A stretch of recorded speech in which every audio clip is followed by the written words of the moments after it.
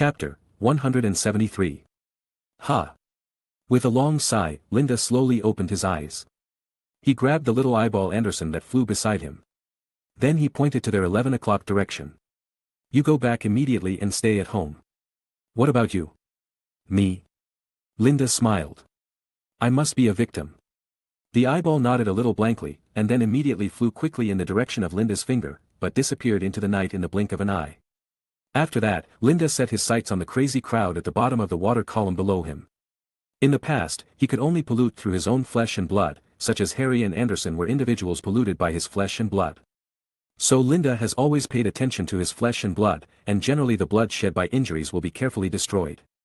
And now he can do sensory pollution to a certain extent, such as the piano sound heard by the AO Luo team and the visual impact brought by seeing him. Just through these 2 points, this group of armed forces in the magic world fell apart and all fell into the heterodox worship of him. Even the captain with a strong mind could not resist Lin's infection in the end. Of course, this is related to the decision they made. Mainly because Lin's posture and the momentum he released successfully fooled them. Let them wait here quietly, slowly be eroded by his mind, and let them fall into the sea on their own initiative. Once they fell into the sea, because Lin shed his scales, his blood mixed with the large area of sea water here as if it was free, he didn't know how much blood these guys below absorbed from him. Looking at their struggling expressions as they gradually woke up, Lin didn't delay any more, put away his things, and jumped into the sea. Those guys saw Linda falling from the side and swam over in a hurry. However, when they swam to the direction of Linda, Linda had already dived into the deep sea. One guy hurriedly wanted to follow him down, shouting, "Gulu, home, down there, Gulu Gulu. The spell is lifted." Bang! A spell suddenly hit the screaming wizard. He didn't react at once, and the whole person slowly sank into the sea, and then jumped out of the sea again. Wow! Cough cough cough. At this time, the madness on his face had mostly disappeared. He stared blankly at the people around him. Most of them looked fanatical, which made him feel inexplicably trembling. What are you doing? The captain roared with a red face. He was the last one to be contaminated by Linda, and the first one to wake up after Linda stopped playing. But, he was obviously still a little confused about the situation in front of him. He wanted to ask something, but was stopped by the captain's murderous eyes. The curse is set. No. The captain suddenly roared. You can't use the termination spell forcibly on this kind of spell, otherwise it may hurt your brain. Okay. The guy said in a trembling voice, and then suddenly looked at the captain with grievance. But I don't know how to remove the curse. Use your fist.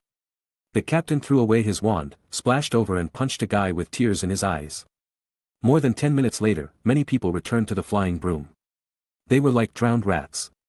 Because they fell into the water from too high a place, and they had large and small injuries on their bodies. Some of them might even be life-threatening if not treated in time.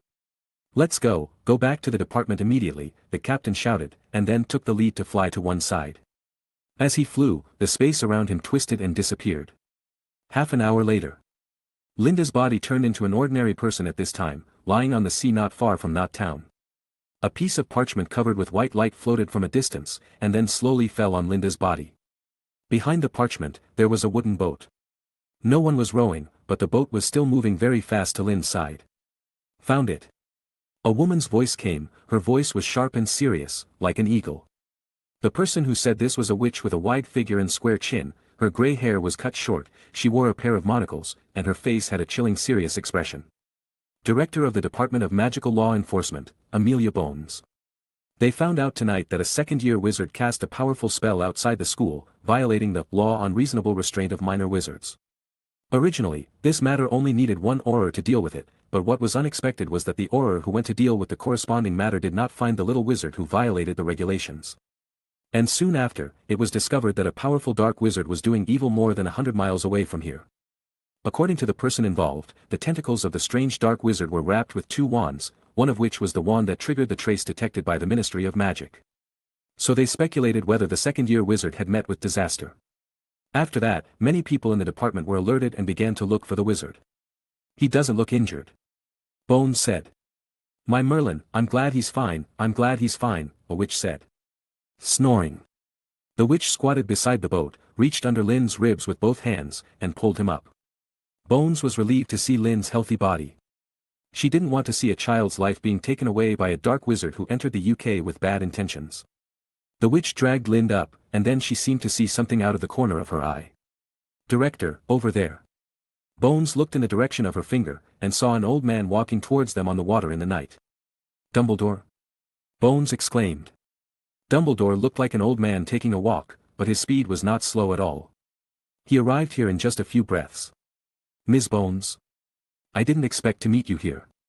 "Dumbledore, what are you doing here?" Bones said. "I came to visit my student," Dumbledore said as if it was a matter of course. "I heard that he cast a spell outside the school, which violated the corresponding laws." The witch behind Bones shook her head, her hands kept groping on Lind's body. "Not sure yet, his wand is not on him, we think it has something to do with the unknown dark wizard tonight." "Oh, Tonks, long time no see, what is the dark wizard you are talking about?" Dumbledore greeted Tonks, and then asked in surprise. "Let's talk about these things later. Let's send this child to St. Mungo's for further examination." Hearing Bones' words, Dumbledore also nodded, then squatted down and grabbed Lind's hand, and a thin film covered Lind's body. "See you at St. Mungo's," Dumbledore said to the two. Then he took Lind and disappeared. St. Mungo's is a magical hospital located in London, England. Its full name is St. Mungo's Hospital for Magic and Sickness. This hospital was founded by the famous healer Mungo Baum in the early 17th century. The hospital logo is a crossed bone and a magic wand. The headmaster of Hogwarts, Dallas Duant, once worked here. This hospital may accept wizard patients from all over the UK. The hospital disguised as a department store can have a large enough space. After all, the wizard population in the UK is much smaller than the Muggle population. Of course, if a Muggle is cursed, then he or she may also enter St. Mungo's Hospital for magical injuries and sicknesses for treatment. At this time, the 5th floor of the hospital, the Department of Magical Injuries. In the White Ward, Lind opened his eyes sleepily and yawned. He swore that except for the time he woke up a little when he was pulled out of the sea, he was sleeping all the time. Because he was really sleepy. He looked at the white sheets on his body and the empty white iron bed on both sides, and it took him a while to understand what happened. "So now, can I just wait?" As he said that, he looked up and saw a familiar witch portrait hanging on the wall. He waved, "Hello, Principal Devante." She also smiled back at Lind. Then Lind got out of bed. His clothes had been changed into white hospital gowns, and there was a pair of white shoes similar to hotel slippers by the window. Putting on the slippers and stepping on the ground, he stretched his body again, looked at the sun that had already risen outside the window, and looked at the time, 11 o'clock in the morning. At the same time, he also heard footsteps outside the door. The door was pushed open, and Dumbledore walked in with a piece of chocolate in his hand. He walked in and said, "I didn't expect that the biological injury department on the 2nd floor actually had free chocolate." As he said that, he broke off a piece and put it into his mouth. Principal Delis Devante, who was hanging on the wall, smiled and said, "It was supplied last year to give those children who were traumatized a little sweetness and beauty."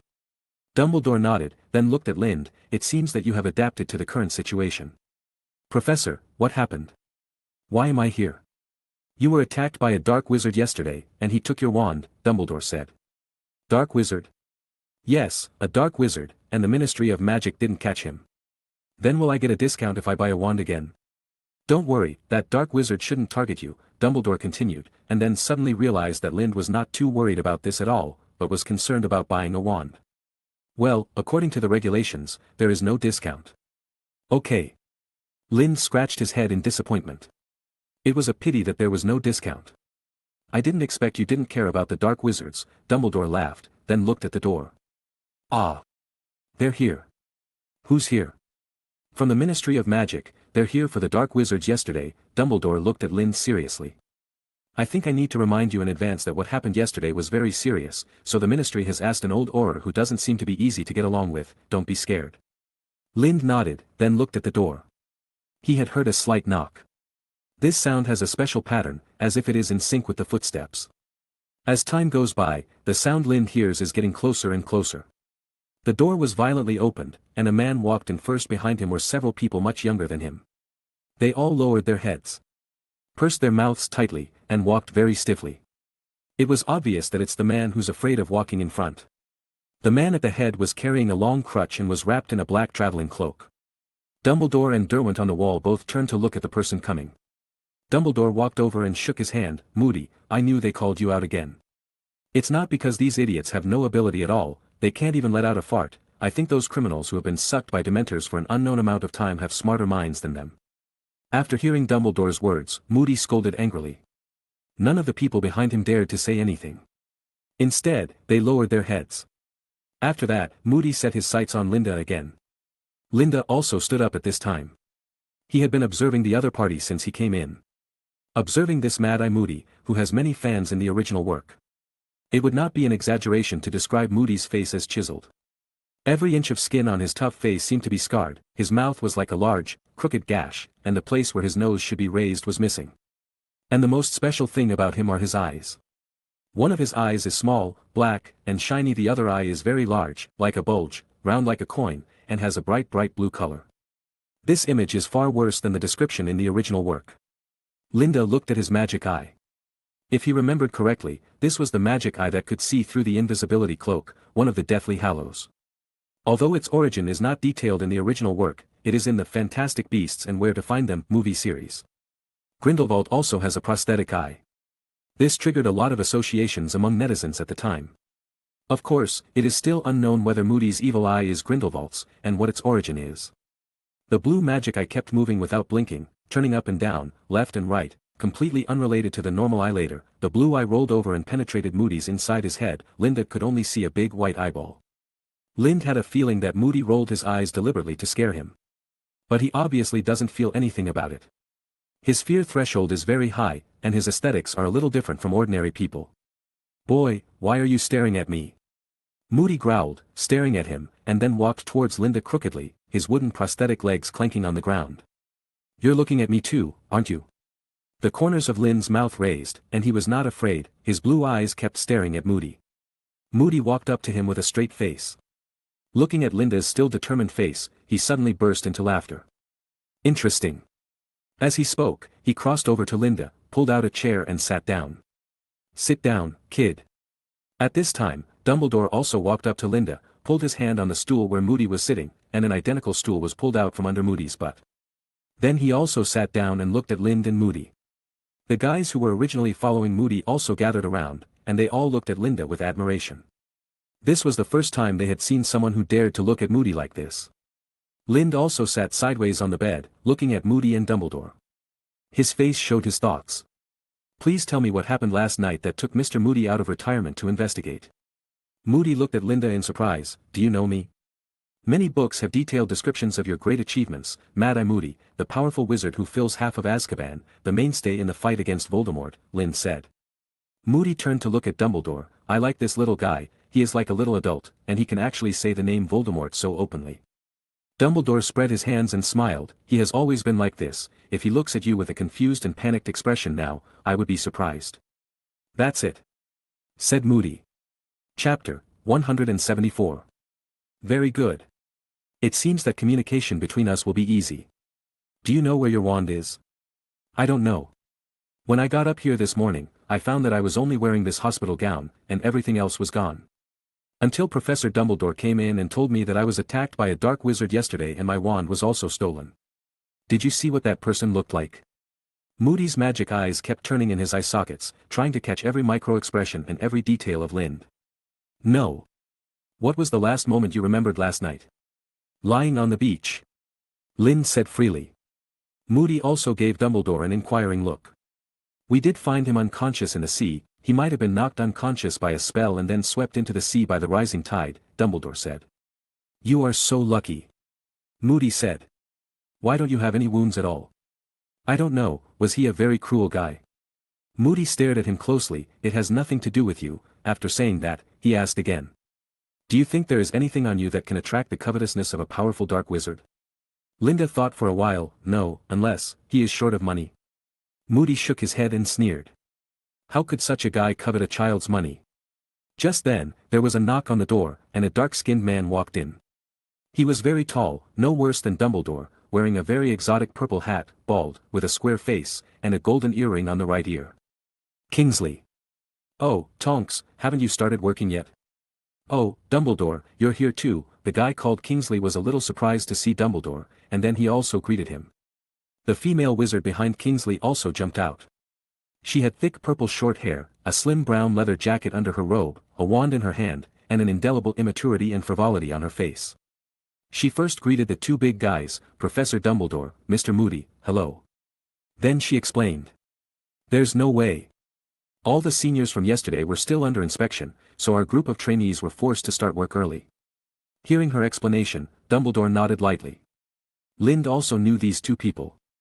The black-skinned man was Kingsley Shacklebolt, a cadre of the Order of the Phoenix, a high-ranking Auror, and he became the Minister of Magic in the future. The woman behind him, the one who pulled him out of the water yesterday, was groggy yesterday, but he vaguely heard this voice. Nymphadora Tonks, a member of the Order of the Phoenix, fell in love with Lupin in the future and gave birth to a son. She seemed to die in the final battle. It seemed that he could not remember clearly. She was also a metamorphmagus who could easily change her appearance, which made Lind very envious. She didn't like people calling her Nymphadora because the pronunciation of nympho was similar to nympho, which means to admire men and women, which can be understood as saw women, a very disrespectful word. Kingsley passed the people behind Moody and greeted them. He came to Moody and leaned down. A new face appeared in Nocturne Alley some time ago. He went to Borgin and Burke to buy something. What did he buy? A wand, which belonged to a wizard who died some time ago. Do you have a specific appearance? Moody's eyes were still turning on Lind, and Lind also leaned over at this time, with a serious face, no different from the rest of the people present. No, Borgin said he always wore a hat, with only his chin exposed. A mouse had communicated with him, and was subdued with one hand. It can be seen that he is an old hand with strong basic physical fitness. From the Soviet Federation? Moody said puzzledly. Because of the disintegration incident 2 years ago, many Russian wizards there left their homes for various reasons, and strong physical fitness is the style of wizards there. If they broke in, it would not be surprising. Kingsley shook his head. I don't know, he only appeared once. Are there any others? Kingsley shook his head and stood aside. Tonks also came over, holding a piece of paper with many complicated folds in her hand. Based on the experience of helping stupid roommates fold paper cranes in the previous life until his hands were sore, the folds on the paper in Tonks's hand should be paper cranes. Paper cranes. Then they should be from the Ministry of Magic. When Lind went to the Ministry of Magic last time, he saw many paper cranes flying above the crowd to convey messages. Tonks walked up and nodded to Lind with a smile, and Lind smiled back at her. Then, she handed the paper to Moody to read. Through the light, Lind could see that there were a lot of densely written contents on the paper, but Moody just turned his magic eyes and read it all. How is it possible? Moody threw the paper hard. As the parties involved, how could they not remember the appearance of that person at all? Tonks said quickly, it's like this, sir. When you ask them anything, they answer fluently. But when you ask them to describe the appearance of that guy, they hesitate. I asked them to draw it, but all they got was a jumbled mess of lines. Did you retrace the scene? It can't be done, Tonks replied. It's just chaos. This answer seemed to be expected by Moody. He asked, what did the ministry say? Huh. Tonks, who had just entered work, obviously didn't understand what Moody was talking about. Kingsley said, after examination, none of them were harmed. The use of Veritaserum to forcefully search the memory under these circumstances is inconsistent with regulations and may not be effective. Moody said bitterly, just because he wasn't hurt doesn't mean nothing happened. They can't tell what that guy looked like. Doesn't that just mean the seriousness behind this weird thing? I think Fudge's brain has really been corrupted by the position of minister. He scolded him unceremoniously. It doesn't matter how many people are here. He is already a retired old guy, and Fudge can't control him. They even ask him to come out when something goes wrong, like this time. Unfortunately, there were too many constraints this time, and it was probably difficult for him to find out anything. Success is a curse, failure is a curse. Wizards who use magic spells can indeed detect some things better than ordinary people. But if the magic spell doesn't work, wizards won't be able to do the ingenious reasoning that Sherlock Holmes did. Even an experienced guy like Moody would find it difficult to do this. The inertial thinking developed by relying on the curse of convenience over the past decades is difficult to change. Moody looked at Linda, his evil eyes kept rolling, and he didn't know what he was thinking in his mind. Suddenly, he stood up and picked up Linda by his collar. What is your relationship with that guy? Lind squeezed Moody's wrist. What does it have to do with it? I don't believe you really know nothing. There must be some ulterior relationship between you and that guy, enemy? Friend? Or some other relationship? Do you believe this? Linda laughed and wiped the saliva from his face. Nonsense. After that, the two of them didn't speak anymore. Dumbledore was still sitting on the chair contentedly, but Kingsley hurried over and tried to pull Moody's hand away. Moody, he's just a victim. What he didn't expect was that Moody suddenly let go of Lin's collar and patted his chest. "You are very interesting. Have you ever thought about becoming Aulua in the future?" Linda sat on the bed again and looked at Moody. "I will consider it in the future. This is a very noble profession." Moody patted him on the shoulder, then turned to look at the surrounding wizards behind him. "Go away, why are you still standing here?" After that, Dumbledore also stood up. Moody went over to pull Dumbledore, and then said in his ear, "I finally know why you came to visit this little guy. He is indeed very interesting. You should will let him join." Dumbledore shook his head and received a surprised look from Moody, but he didn't say anything more and just waved his hand. Then he led the team out.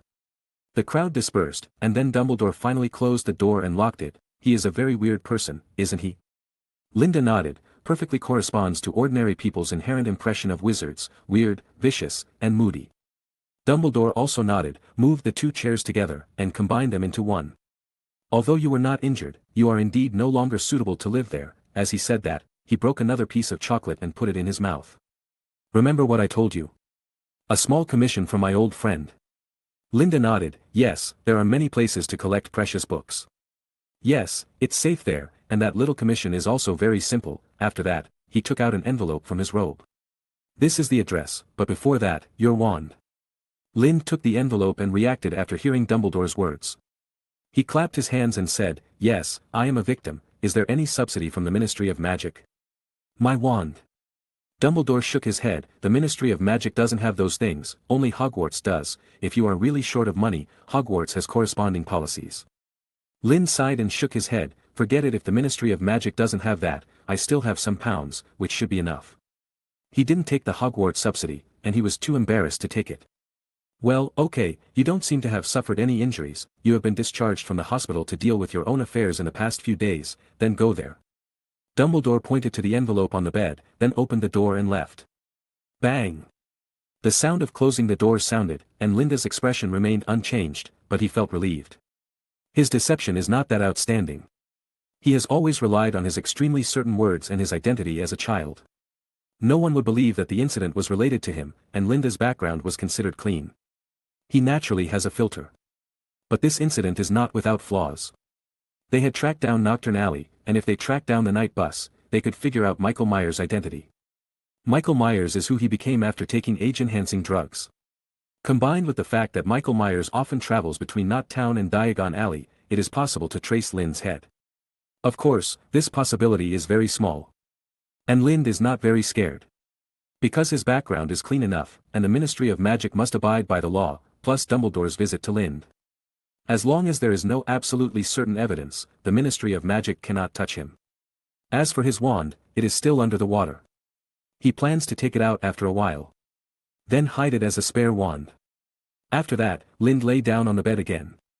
He didn't know how long he could lie there, but he could definitely stay here now. Then he picked up the envelope Dumbledore gave him. The envelope was made of yellowed parchment, and there was nothing written on it. Lind unfolded it, took out the only piece of parchment inside and read it. A quarter of an hour later, Lind was awakened by the banging on the door. A nurse came in with the clothes Lind wore yesterday. "Little friend, you will only stay until today. Here are your clothes. You can leave directly after you put on your clothes."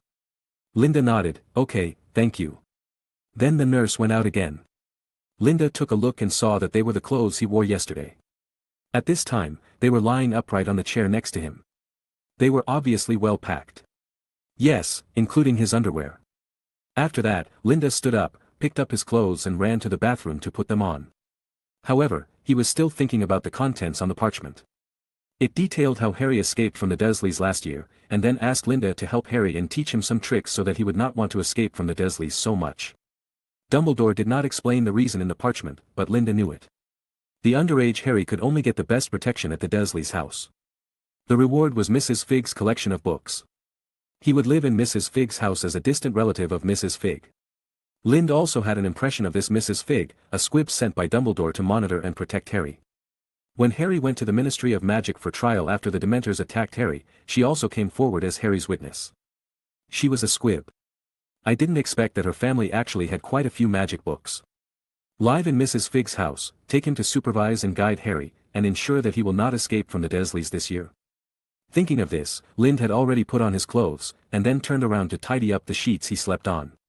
After putting away the letter and saying goodbye to Principal Devante, Lind pushed open the door and walked out. Hello, these are all I have, right? Do you have a waste bag or something? No, these are all you had when you came.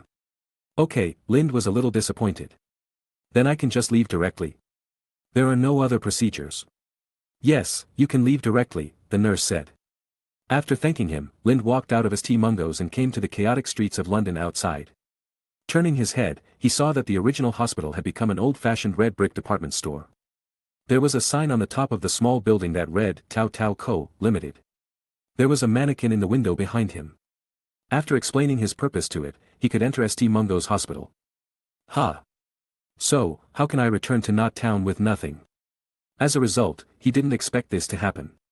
Because he had no money, he fell into the matter of going home. And he couldn't rule out the possibility that he was still being monitored, so he didn't dare to go directly by water. This is also the reason why he deliberately asked the nurse if he had anything left in the hospital just now. No money. Linda scratched his head and squatted outside St. Mungo's. Who to look for? Now he found the trouble of having a small social circle. In any case, let's go to Diagon Alley first, maybe we can meet someone we know. Chapter 175. Waiting for a Friend. This is a performance artwork by performance artist by Shuangxuan. He came to the subway station at noon and waited blankly in the subway station without making an appointment with anyone. Finally, after 4 o'clock in the afternoon, he met a friend he had not seen for a long time. Actually, I don't know how long you will come, I just wait here all the time. Yes, without any prior appointment, he successfully waited for an acquaintance, an old friend. Linda also hopes that an old friend can appear in the leaky cauldron now. At this time, he sat on a high stool next to the fireplace, and climbed on the narrow and long bar. In front of him was a cup filled with half a cup of white water, which was poured for him by the bar owner Tom out of pity. He came here in the afternoon, and then began to wander back and forth between Diagon Alley and the leaky cauldron, but he never found an acquaintance. Including now, he has spent almost 4 hours here. But there is also good news. The good news is that he found that no one was following him. After wandering back and forth, his previous guess that the Ministry of Magic might send Ao Luo to follow him did not happen. Who are you waiting for here, kid? Old Tom hunched his back and wiped the cup that he couldn't clean. Godot, Lin said lazily, who could understand his distress at this time. What? I'm waiting for Godot. Oh, okay, a guy named Godot, when will he come? Old Tom put down the cup, his face struggled for a while, and then reluctantly put 2 ice cubes in Lin's cup. Godot won't come tonight. Old Tom didn't understand what Lind was saying, and muttered in disgust, crazy kid. And then his face showed satisfaction from the bottom of his heart. I am still willing to provide a glass of ice water to this silly kid. I am such a good person. The beauty of human nature is nothing more than this. But he still rejected Lin's proposal to work as an hourly worker in exchange for some change for the bus ride. He was not the only one who refused to do it. Basically, no shop in the entire Diagon Alley dared to hire child laborers. Those children could just work as newspaper boys and find a job for themselves. But they must not be hired. The Ministry of Magic is quite strict about this, and this is also the regulation issued after Fudge came to power. Obviously, this regulation belongs to a regulation that looks useful but is actually very stupid. Lind saw that this regulation was Fudge's copy of the Child Protection Law in the ordinary world, but Fudge might not understand it, because there are no capitalists in the magic world. In the original wizarding world, if anyone dared to abuse child laborers, then that guy's place would become stinky in the word of mouth among wizards within a week, and basically no business would be done in the future. So Fudge's regulation did not protect the rights of anyone at all, but instead made more children who wanted to make some extra money have fewer ways, and made some businesses that were too busy to handle it dare not hire children. Linda clapped his hands. Boss, how about you lend me some money, I'll come back tomorrow to pay you back. Okay. Hearing what old Tom said, Linda clapped his hands on the table and stood up on the crossbar of the high chair. But you have nothing to prove, how can I believe you? Old Tom said. Linda tilted his head in thought for a while. Now he really has nothing on him. Linda had to move his face closer. Look at this, my innocent eyes. Old Tom glanced at it. I only saw treachery. That's your own reflection. Old Tom waved his hands, looking like he didn't want to talk to Linda anymore. The flu powder is there, why don't you just grab a handful yourself? Linda climbed on the bar again and said listlessly. But my house doesn't have a flu network. That has nothing to do with me. Old Tom said, and then began to prepare the wine for tonight. Whether it is for ordinary people or the wizarding world, the evening is the main profit time for bars. Alas! Seeing that Old Tom was unwilling to talk to him, Lind could only helplessly gulp down the ice and water, and then thanked Old Tom. Clack, clack. Lind walked to the back of the leaky cauldron while chewing ice. At this time, a witch just walked out of Diagon Alley, and Lind took advantage of the situation and rushed into Diagon Alley. At this time, the place was bustling with people.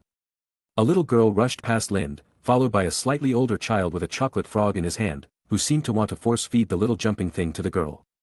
Lind took a small step back, gave them his position, and watched them run away. After that, Lind put on his hood and walked deeper into the alley with the flow of people. Just as he reached the corner of the alley, a voice called him. At the same time, a hand was placed on his shoulder, and the knuckles were firmly clasped around his collarbone. If you don't want to die, be quiet. A hoarse and unpleasant voice came from behind him.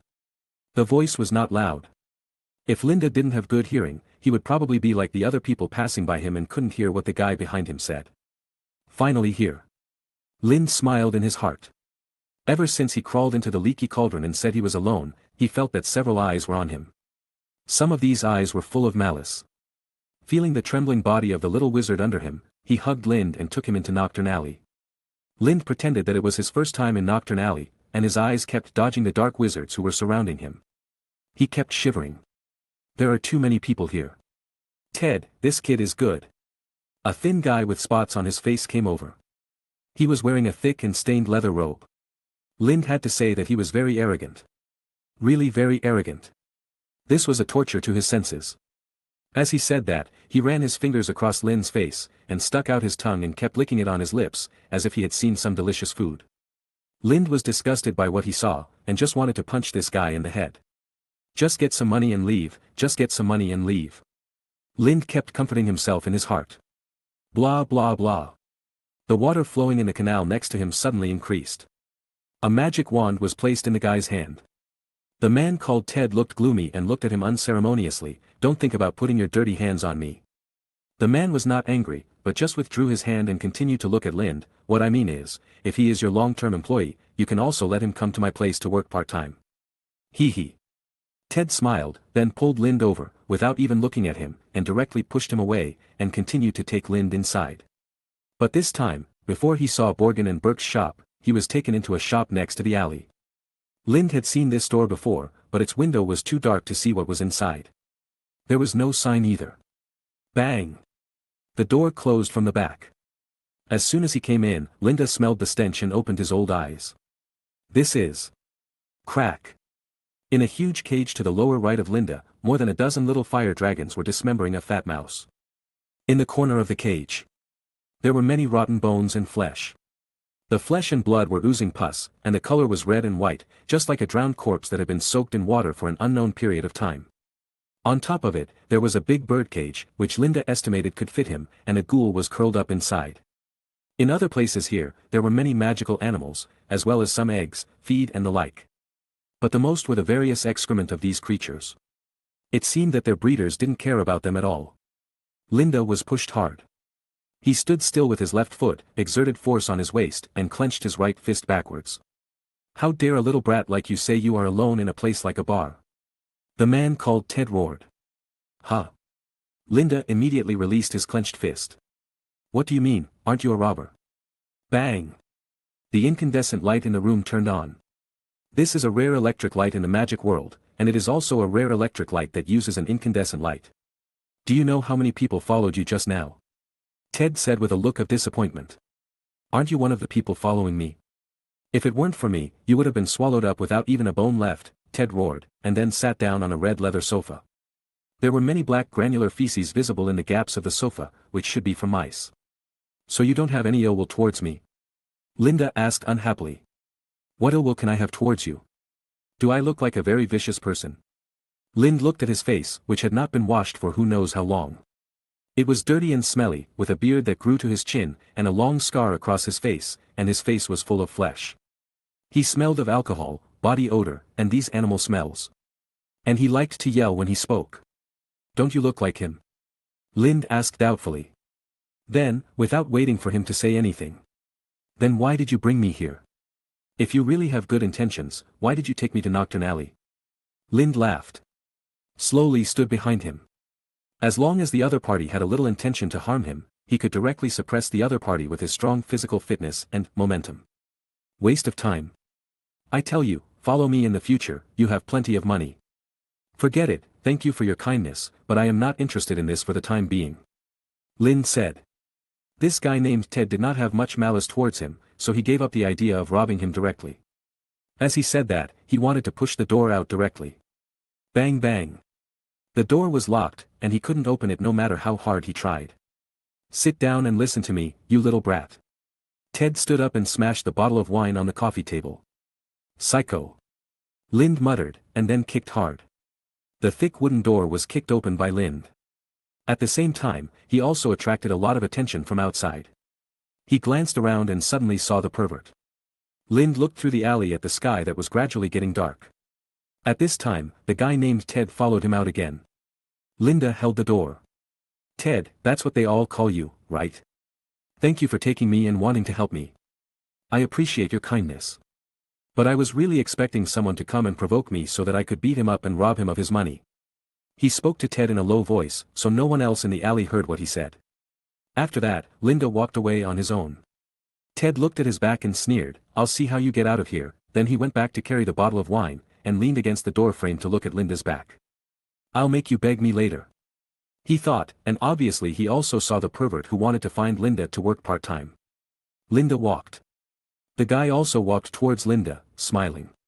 Little guy, do you want to come to my place? I promise to let you feel what paradise on earth is. You're really disgusting. What? The guy was stunned for a moment. Do you have money? Linda said again. Get some money to spend, I've been looking for money all day today. Oh, money. The guy laughed, then stretched out his hand and tried to touch Linda's face. Of course, there is a lot. As he said that, he picked up a purse from his waist with his right hand and shook it.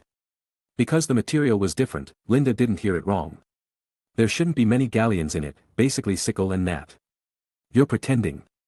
As he said that, Linda stretched out his hand and grabbed his wrist. He exerted force suddenly. Ah! The ear-piercing screams echoed in the alley. You guy!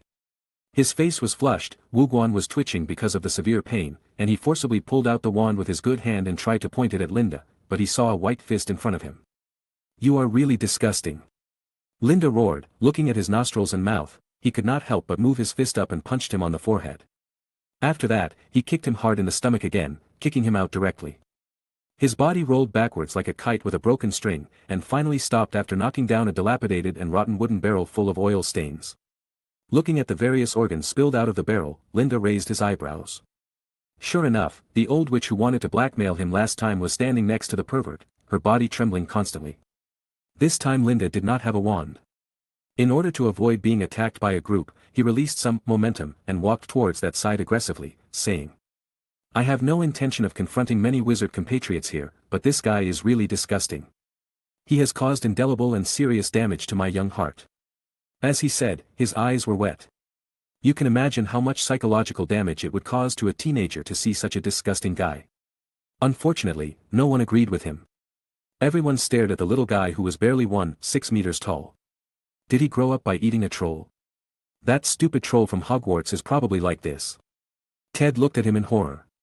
He suddenly felt that he seemed to have seen Lin's face somewhere before. Ahem. The guy stood up with all his strength, but Lin's boots came towards him. Looking at the perverted man who was already out of breath, Lin fumbled around his waist, took off his purse and shook it.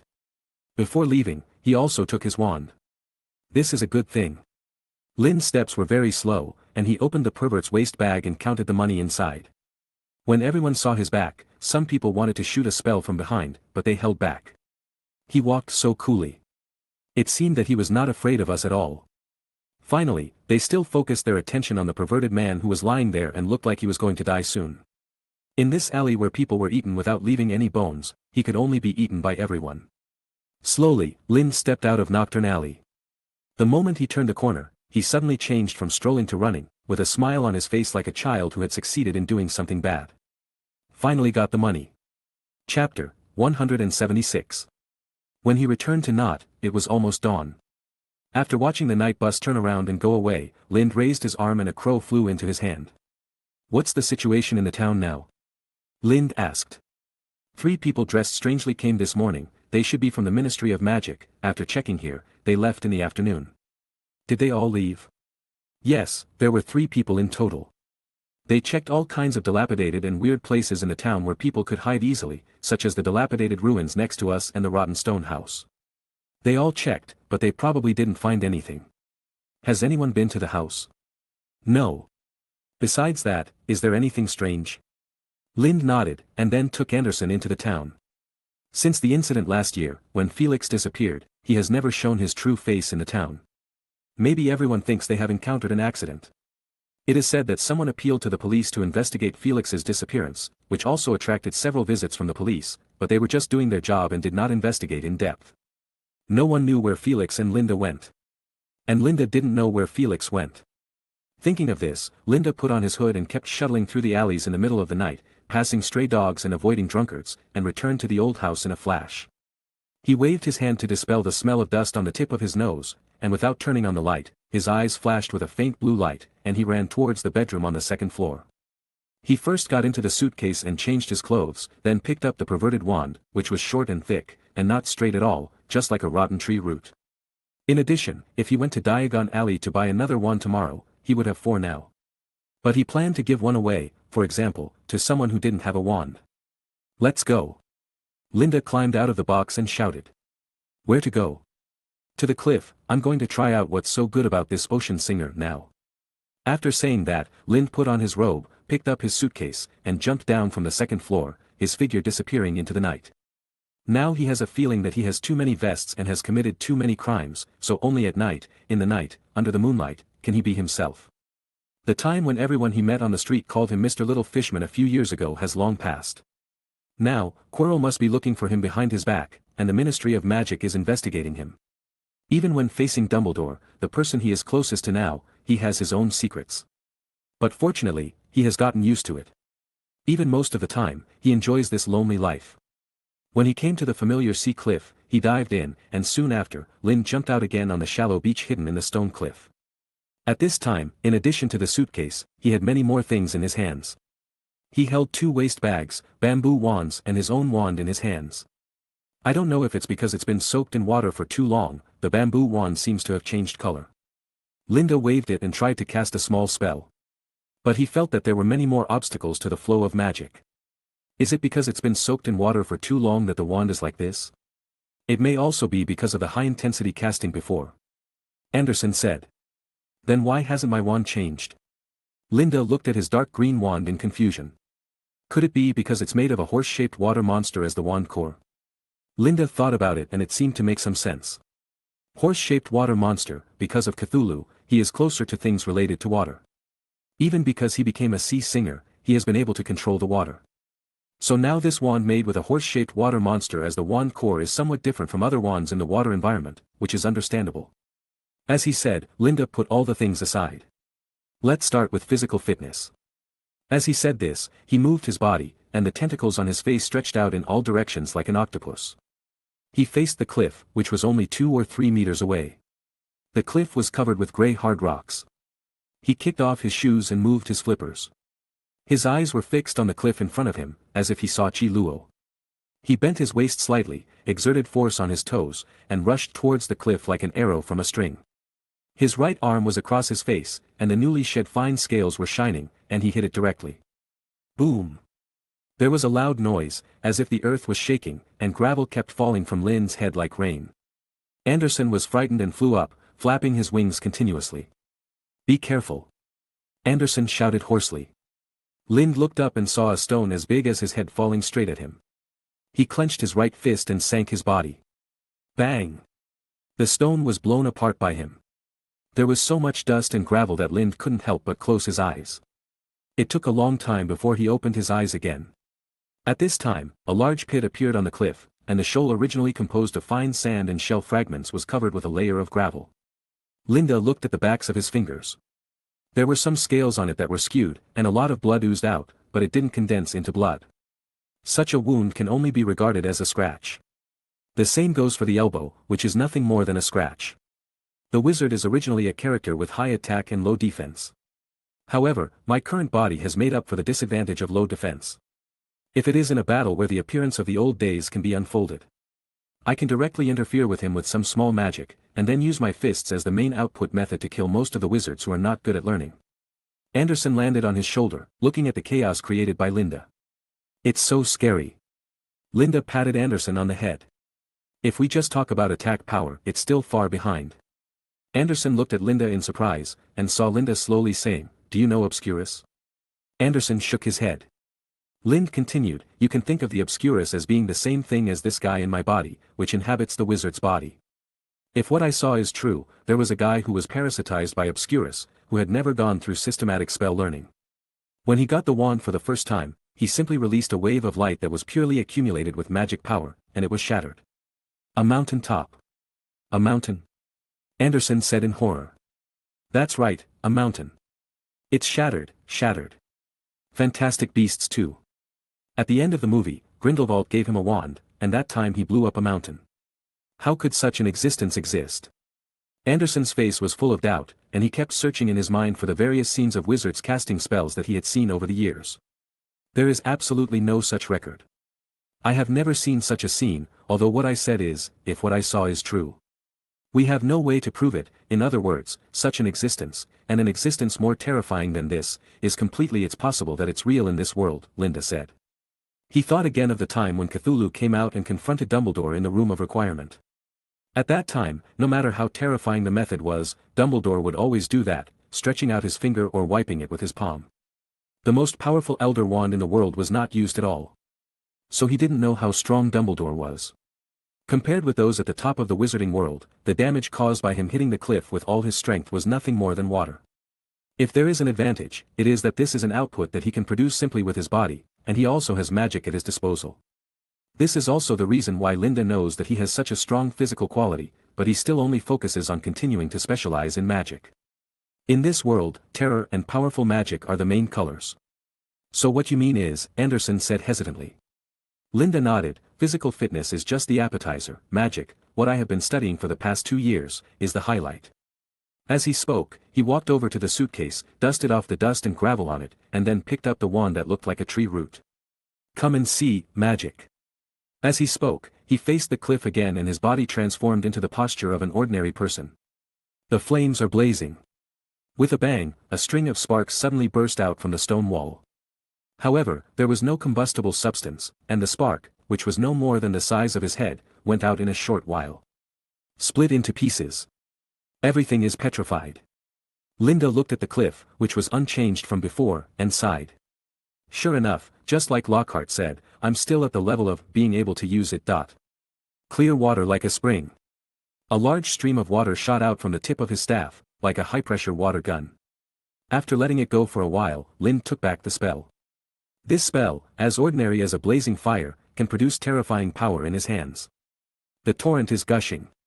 More ferocious water spurted out from the tip of his staff, slamming hard against the cliff. The powerful reaction force directly caused his feet to leave the ground and fly towards the sea behind him. This is the maximum power of the curse he has unleashed now. Lind put away his wand and glanced at Anderson.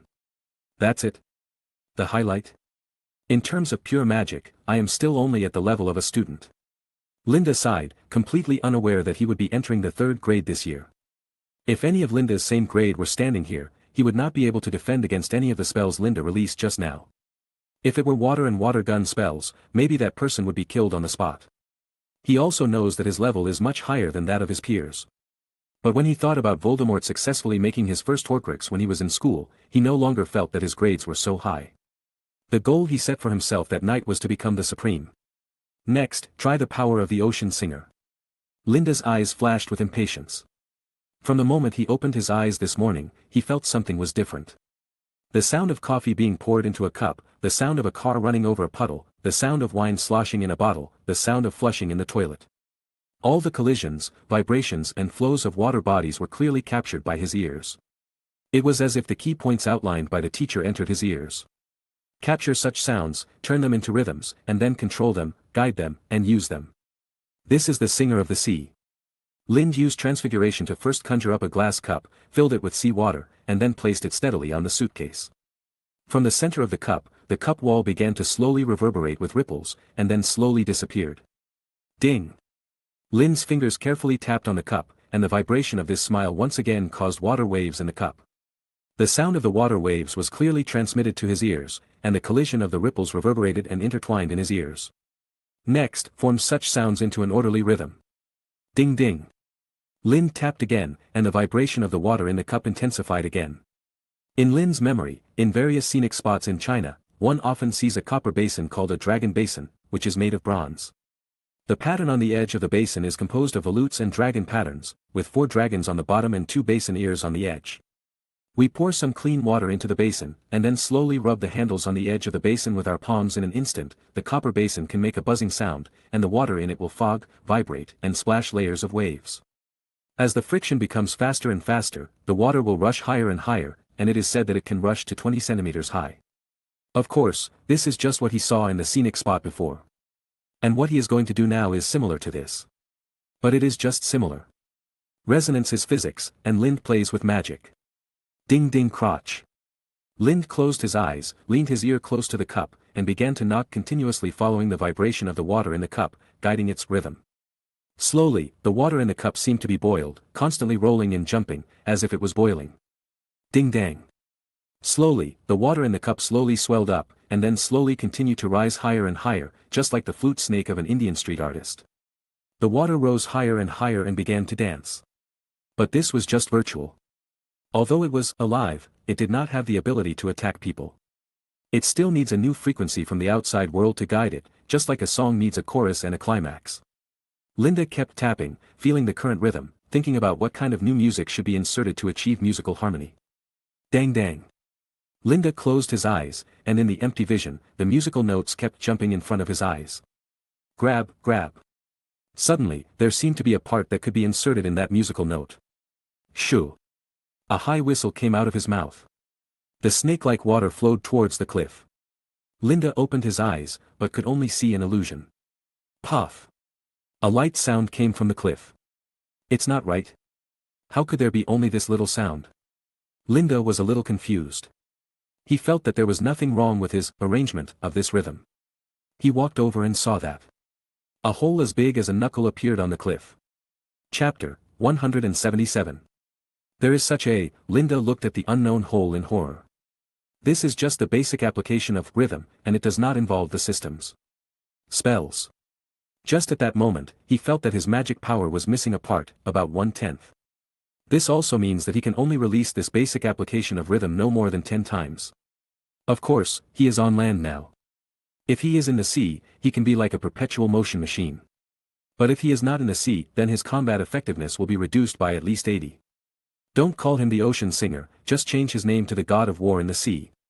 And his current and future home ground will be in Hogwarts, a typical alpine meadow. Except for the Black Lake and several tributaries, the rest of the place lacks water. Trouble.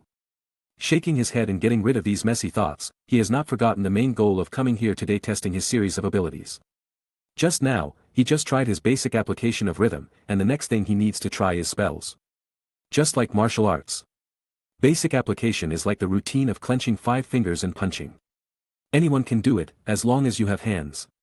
But spells are like professional martial arts routines, which are not something you can learn just by clenching your fists. Fortunately, Lind was familiar with these spells in advance, but he had never actually cast spells before. Taking out the revelation of the Tide Caller, Lind unfolded it and turned to one of the pages. There were maggot-like symbols drawn on it, and various symbols like small dots or small triangles were connected in the middle. There was also a straight red horizontal line between the symbols in each row. They are called neumes, and the music score composed of such symbols is called neumes. In the past, folk music was almost in a state of oral transmission. It was not until the 9th and 10th centuries AD that this relatively rigorous and systematic notation method, called neumes, appeared. The different symbols carry certain pitches and pitch relationships. The existence of the red horizontal line allows learners to find relative scales. The 4-line and 5-line scores of later generations are also the development of this red horizontal line. Of course. These materials were found by Lind in the ordinary world. It is impossible to investigate how it developed with the Fishman circle. It is unknown whether the Fishman circle first came up with such a notation method or ordinary people first came up with such a notation method. He didn't know how long ago. Calling the Tide was written. He didn't need to use this book to make an age evaluation. He only knew that these music scores corresponded to the spells of the sea singers. Playing these melodies and stirring the sea corresponded to casting spells. Unfortunately, although Lind had the memory of the Fishman Green in his mind, he did not have a relatively systematic knowledge of music theory. So he could understand the book, but not the music scores, and could only slowly compare and decipher it by himself. So far, he has only deciphered and practiced 2 of the dozens of neumes recorded in this large book, the revelation of Calling the Tide. He was going to try to perform the first piece, the fog. Linda looked at the score again.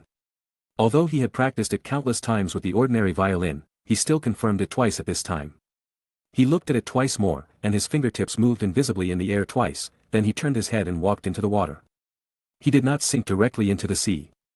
The sea water gave him an inexplicable upward force, which steadily lifted him up, making him walk on the sea like stepping on water. His speed was not slow, as if he was walking on an elevator. He was carried across an unknown number of meters in one step. This was also the reason why the water under his feet was carrying him. Since he figured out a lot of things that night, he, in his old posture, had risen to a higher level in his control of the sea. After walking a distance, he sat down slowly. The sea water under his butt slowly supported a seat for him to sit on. He embraced the unicorn head violin with his left hand, and began to pluck it gently with his right hand. Ding, ding, ding. The sound of the piano began to slowly sound, and the sea surface suddenly turned gently, slowly beginning to cater to Lin's piano sound. Slowly, inexplicable fog began to appear on the sponge. Just like the rising sea fog, slowly, the moonlight began to weaken. The mist covered all of Lin's sight. Even if he judged by the rolling waves under his feet, his visual distance would not exceed 1 meter. In this case, no one could resist the unknown attack from the fog. Lind hurriedly put away the piano and called out to the direction of the seaside in his memory before, "Be patient." He didn't know if Anderson heard it. From the moment the thick fog appeared, the sound in his ears became much smaller. Unlike on land, he could hear the ambient sound of the waves on the sea surface under his feet at any time in the sea. So he was sure that this thick fog not only blocked his sight, but also blocked the sound. But after all, he still shouted to Anderson. After all, he couldn't do nothing. After shouting, he kept walking, and under the influence of the current, he quickly ran away from the coast and towards the sea. He wanted to see how big a fog he had created. He flew all the way, and in just a few dozen seconds, or even a minute, he was out of the fog. Turning his head, he saw a huge semicircular fog covering the sea in front of him, like a protective shield. Or like some kind of fog described outside a forbidden area. Just one look would make people feel inexplicably palpitating, and they would feel that there was a hidden murderous intent in it, and they dared not go deep into it. Although he was in a state of half-stepping on the water at this time, with his entire soles in the water, his magic power was still recovering rapidly, and it was already in a state of full recovery again. If I keep playing, and with the blessing of the upper water body, how big a fog can I create at most? He thought in his mind. Just like when he created a storm before, he used himself as a transfer station and a changing channel for magic power. Turning the magic power given to him by the sea into spells, releasing it continuously, and finally accumulating to form a large thundercloud. After thinking for a long time, he decided to withdraw his thoughts first. In a conventional battle, large area coverage is actually not very meaningful to him. On the contrary, he is now going to try something new. He put away the zither, took out the tree root magic wand, and pointed it at the large cloud and mist. Spell stop. The blue magic beams suddenly hit the cloud and mist, rolling up ripples. But the effect on the large fog was minimal, it just made people feel that it slightly accelerated the speed of the fog dissipating. Sure enough, the effect of the spell on the sea singer's spell was very poor. But how to remove this spell? He didn't know yet. But this kind of spell will slowly dissipate. Just wait for it to slowly dissipate. Then Lind sat by the sea, took out the zither again, and began to repeat another spell in his mind. Undercurrent surges. Lind began to play slowly, and gradually, he caught the rhythm of the waves again. After catching the rhythm, guide them. He played as hard as he could, and gradually began to skip beats and skip beats. He now had to cater to the rhythm of the tide and bring the two to the same frequency. Snap. The waves were gently lapping. Ding. Lind's fingers plucked the strings. Both happened at the same time. After that, every wave of the waves, big or small, began to gradually blend with Lind's music. He also gradually pulled the waves back to his track. But that was all. No matter how he played, there was no strange scene on the sea, and it didn't seem to have anything to do with magic. Ding dang. As Lind finished playing the last note, he slowly raised his head and looked under the sea. Then, he turned his head and looked forward again. The sea fog was about to dissipate a little bit. Even without his continued maintenance, the sea fog would not dissipate quickly. He stepped into the fog. At this time, Anderson was howling over there, and he didn't know what he was shouting. As Lind slowly walked into it, a large area of crimson slowly emerged on the sea behind him. Pieces of fish, shrimp and crab carcasses slowly appeared, and the dead fish heads moved their mouths weakly up and down, as if they were stubbornly breathing the last breath of air. However, their death was a foregone conclusion. On the sea surface, there was silence. Under the sea surface, undercurrents surged, crushing all living things, and the creatures with hard shells attached to the seabed were not spared. Slowly, carnivores of all sizes smelled the strong smell of blood and gathered here. It seemed that in a short while, all kinds of carcasses here would disappear. Only the blood here would be left, slowly dispersing in the water. Back in the fog, he couldn't help but sigh at the power of the ocean singer. At this time, the visibility in the fog had changed from 1 meter to 3 meters. It would take another half an hour for the fog to disperse. Back to the shore, he saw Anderson howling. Linda interrupted him unhappily, "What are you yelling about?" Anderson looked at Linda, I want to try to see if I can be like you." As he said that, he started to howl loudly again. Ga, which had nothing to do with the melody Linda had just played. Linda walked over and patted his head, "Your pitch is so bad, just be quiet." Interrupting Anderson's wailing, Linda looked at him, "To do this, it's not just about knowing that tune." "What?" Linda withdrew from his old form and pointed at the sea, "The flames are blazing." The same flames as before exploded on the stone wall, and then were extinguished by a small wave the next second. "I guess the nature of my magic has changed," Linda said, which he discovered when he released the spell of stopping just now. As he said that, Linda turned back into his old form and pointed his wand at the sea. "Flames are blazing."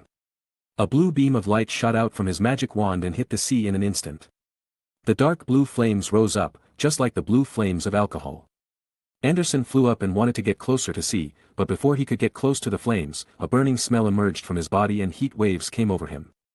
"The temperature is so high," Anderson exclaimed, and then quickly flapped his wings and retreated backwards.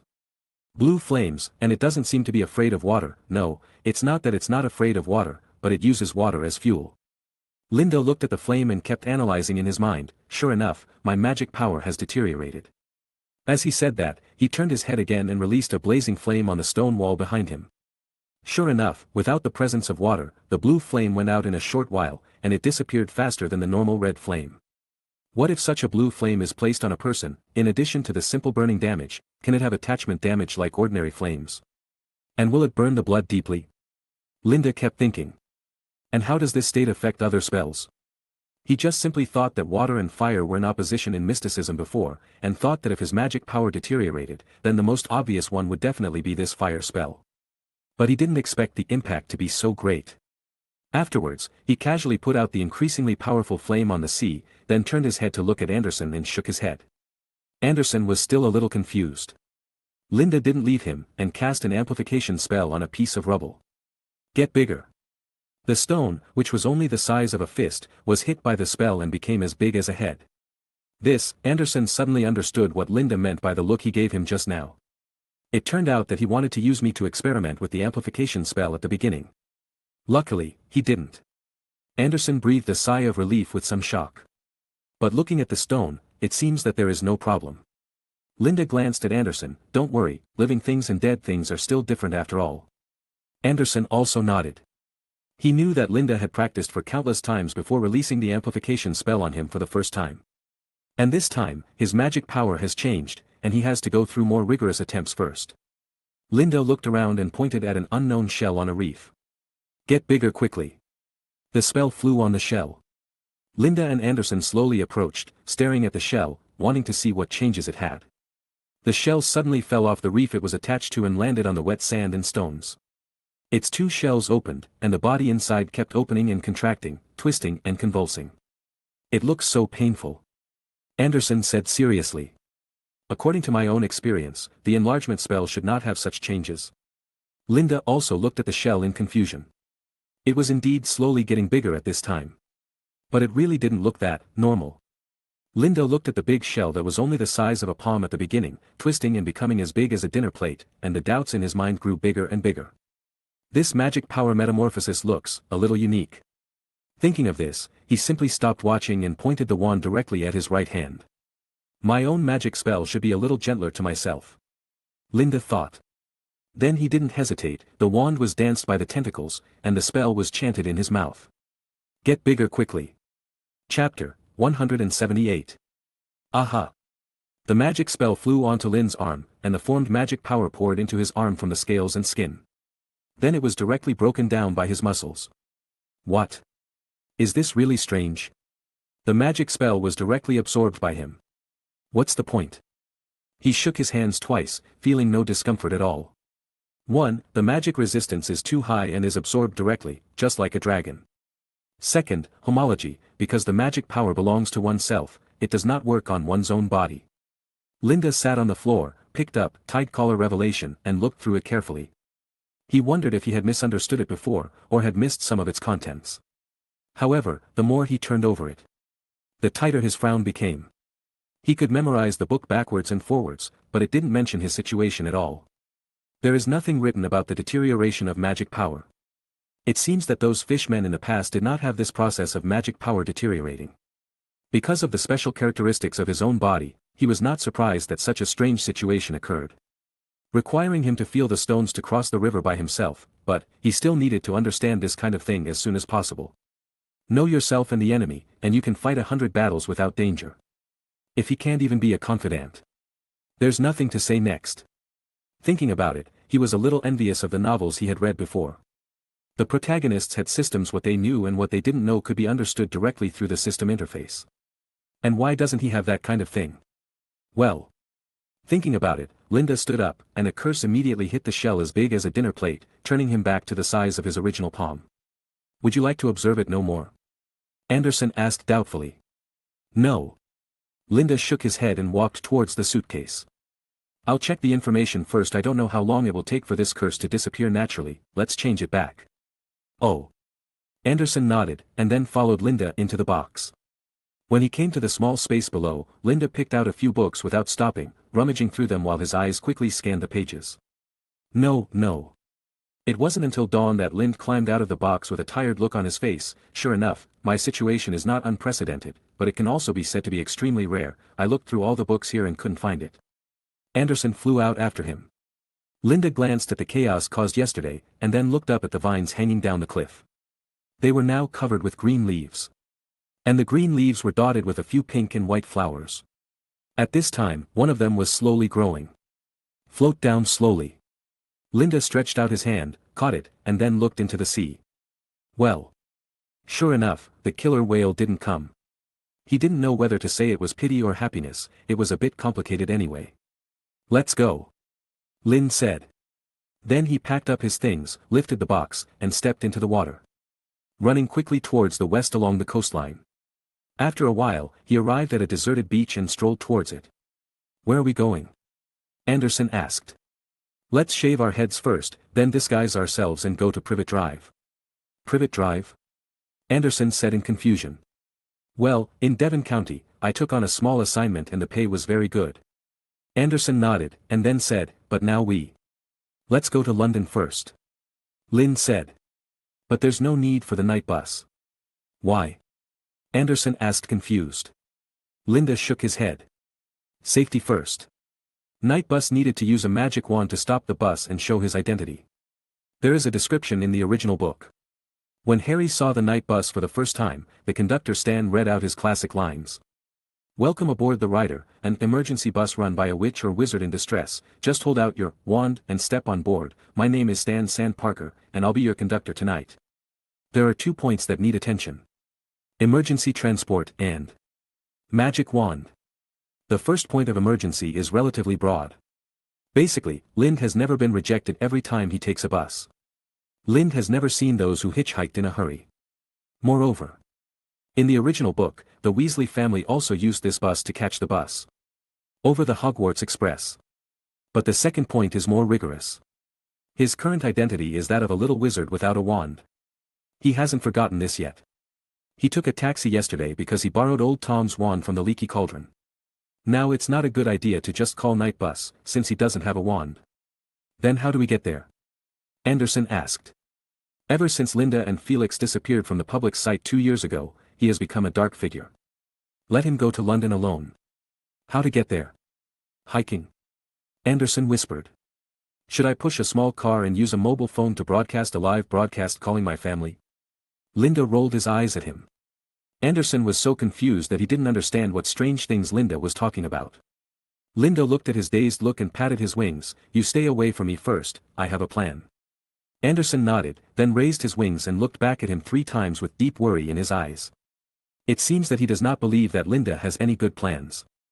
Linda smiled disdainfully, came to the main road, stood on the northbound lane, and began a long wait. It was indeed a good idea. Looking at the cars speeding by, Linda kept smiling and gave a thumbs up. How about I take you over?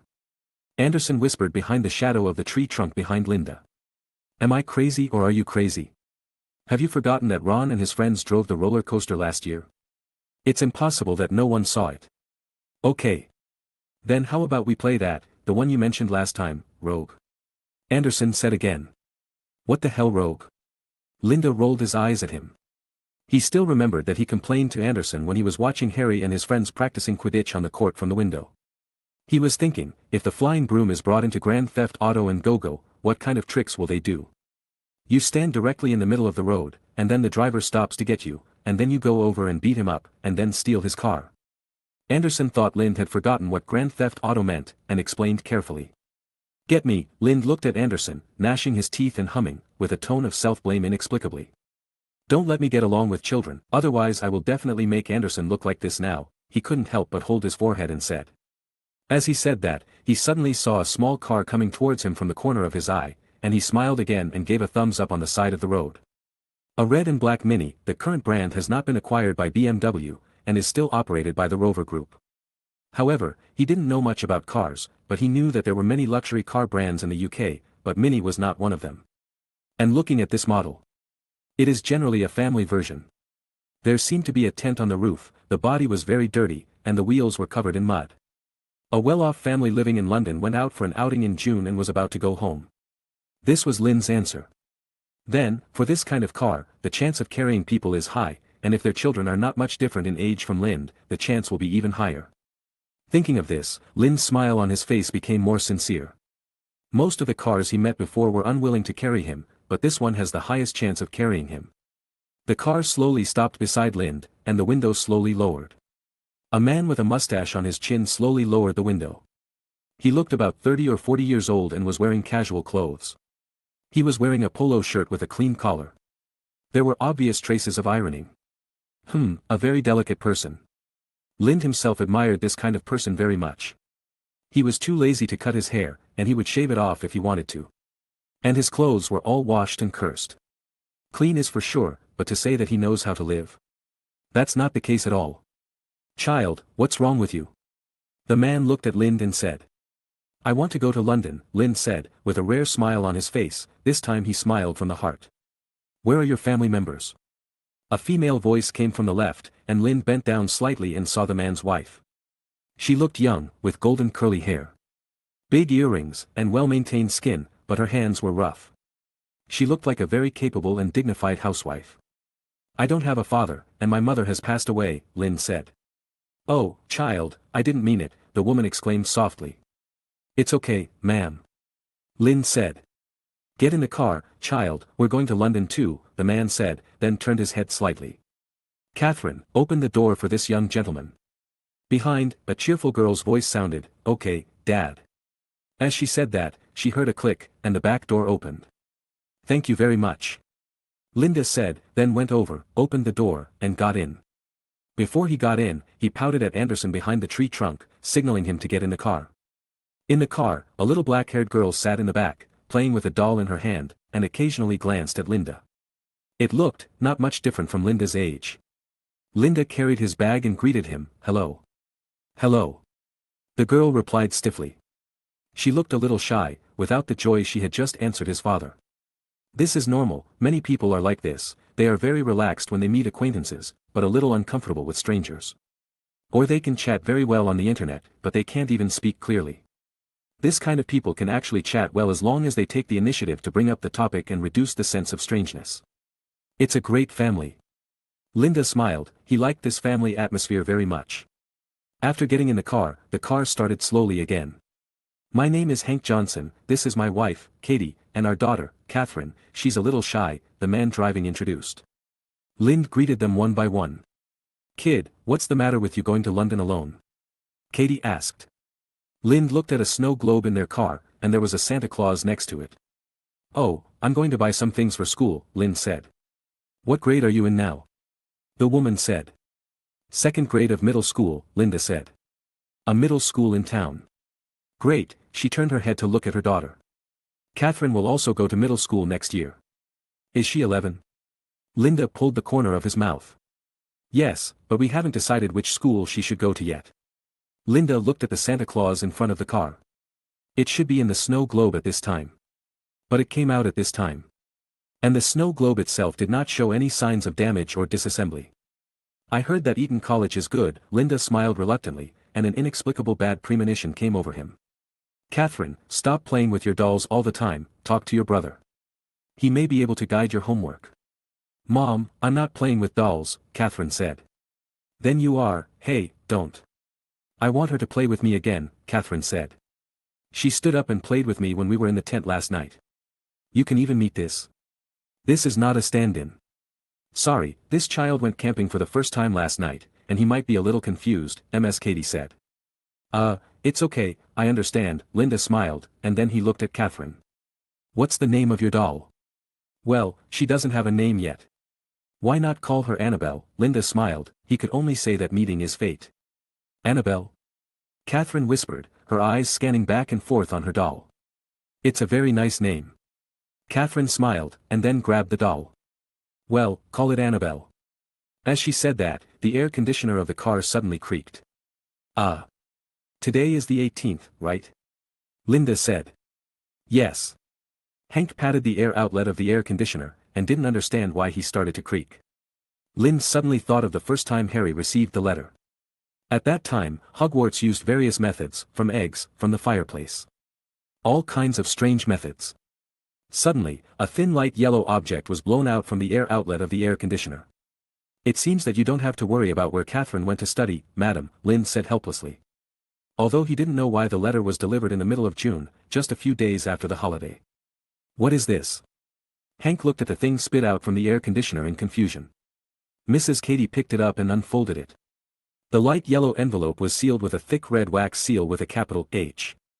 There was also a shield-like emblem with a capital H in the center, and a lion, a snake, an eagle and a badger around the H. The other side of the envelope was written in dark green ink. Celtic 5th Avenue, London driving direction. Back seat of the car. To Catherine Johnson. Chapter 179. Catherine, is this your thing? Mrs. Katie asked, wondering if it was her daughter's toy that was accidentally stuffed into the car air conditioner. Catherine stood up, leaned on the car seat and looked forward. Mom, this is not mine. Your name is written on it. Could it be a prank by your friend? What did you say just now? What school? Lind smiled helplessly, glanced to the left, and confirmed again that the letter was for Catherine. I think I should become a schoolmate with Catherine in the future. Are you going to transfer to London? Mrs. Katie said. No, I don't plan to transfer for the time being, Lind shook his head. But Catherine may go to school far away. That won't do, Hank laughed. She's afraid of living on campus, she's a coward. Linda didn't say anything. In fact, he thought Hank and Mrs. Katie would think that Linda, a man in a small town, was being sentimental, but they didn't seem to think so at all. He couldn't help but think, if he lived in such a family, how good it would be. I'm not a coward. Catherine said as she opened the letter. It's just that Annabelle is afraid, so she always wants me to sleep with her. Hank laughed twice and didn't continue. Hey! Catherine suddenly shouted. Mom, look at this. Catherine hurriedly handed the parchment inside to Mrs. Katie. Hogwarts, Albus Dumbledore, Mrs. Katie read slowly and softly. What is this? Mrs. Katie frowned, her eyes constantly echoing on the letter paper and the air conditioning vents. Mrs. Katie forced a smile and said, it seems this is a prank.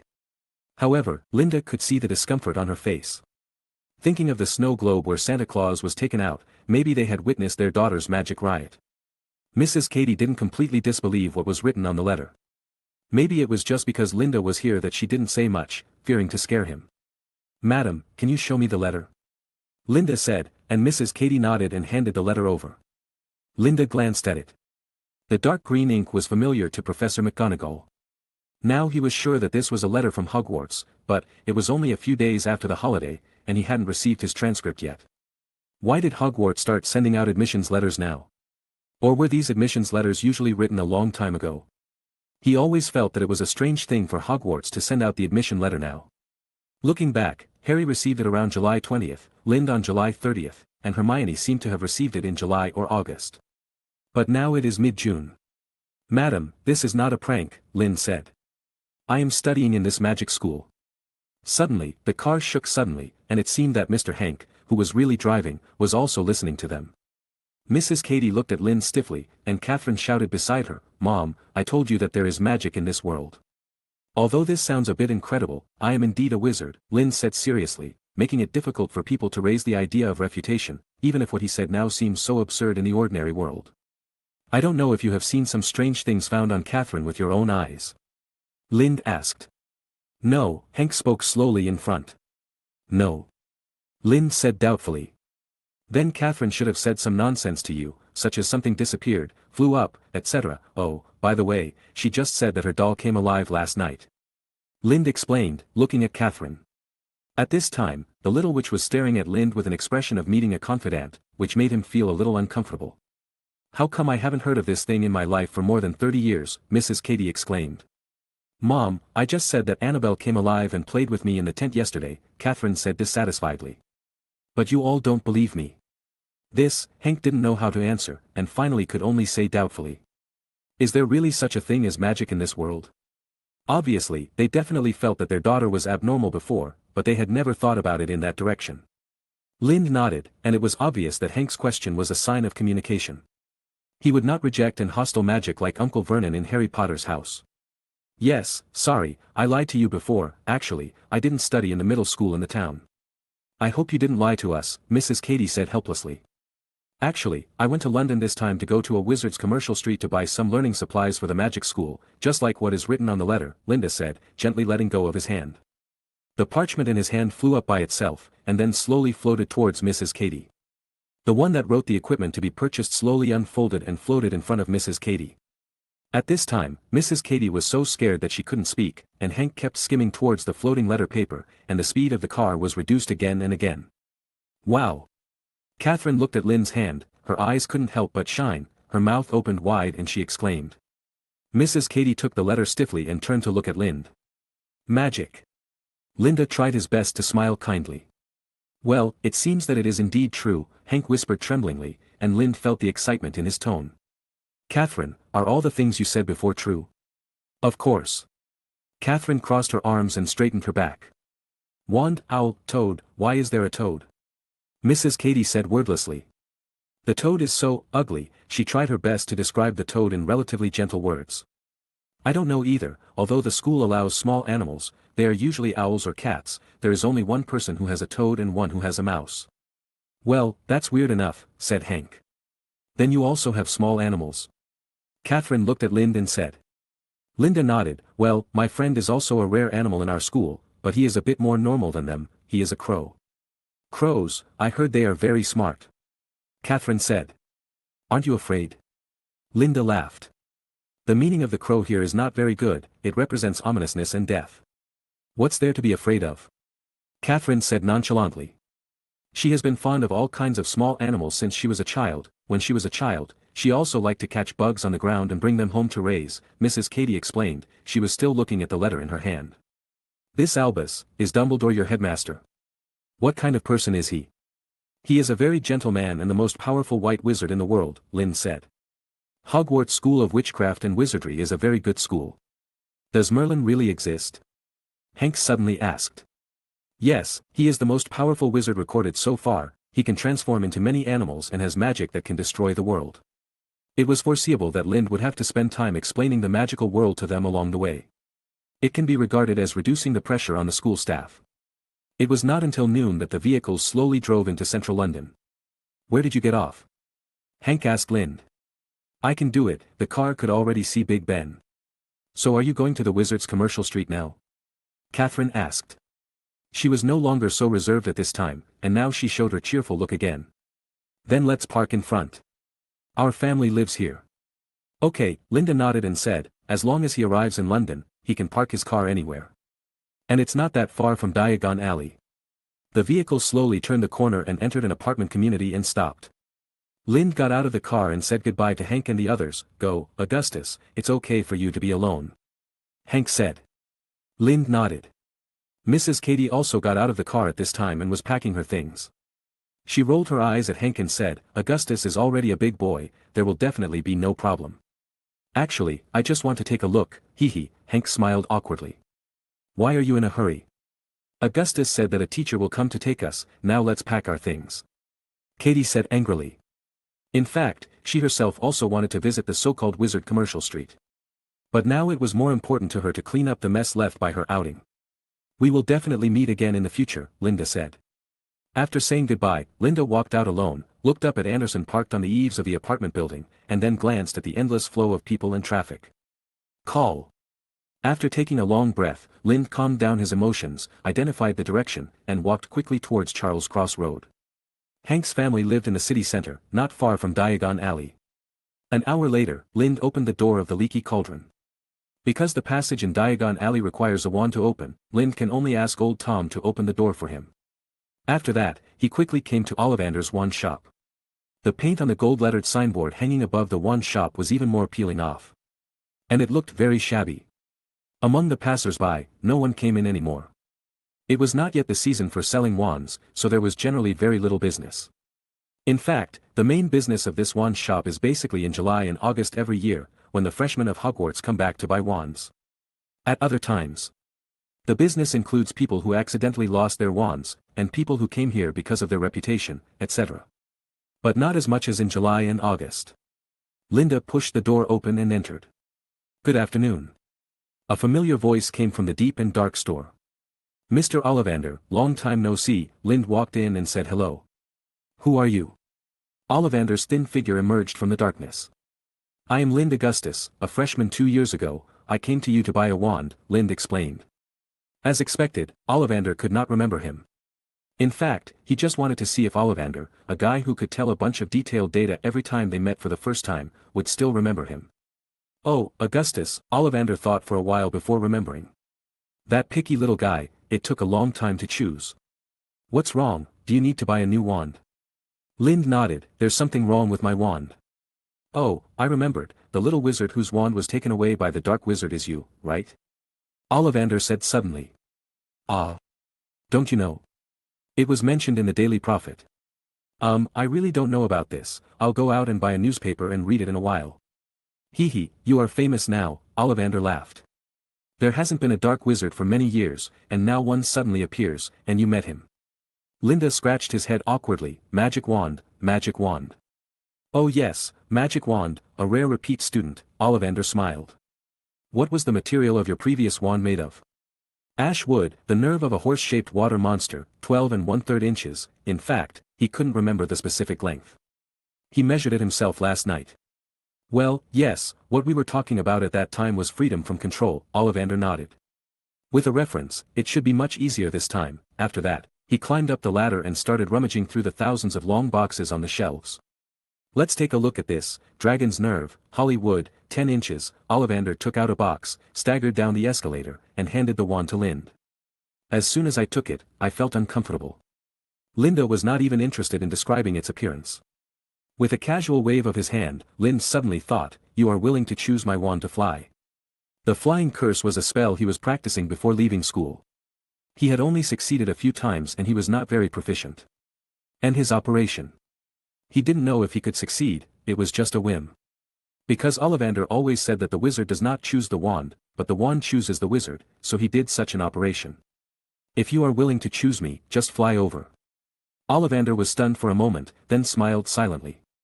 The wand showed nothing, and he turned to look at the shelf, intending to help him choose a wand again.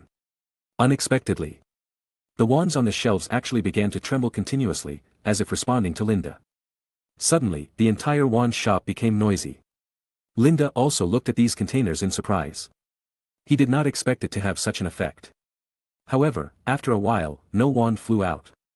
None of them seemed to want to choose Linda. Do they all know that they are not good enough for me? Linda asked doubtfully. What nonsense are you talking about? I am the father-in-law of the Ollivander family.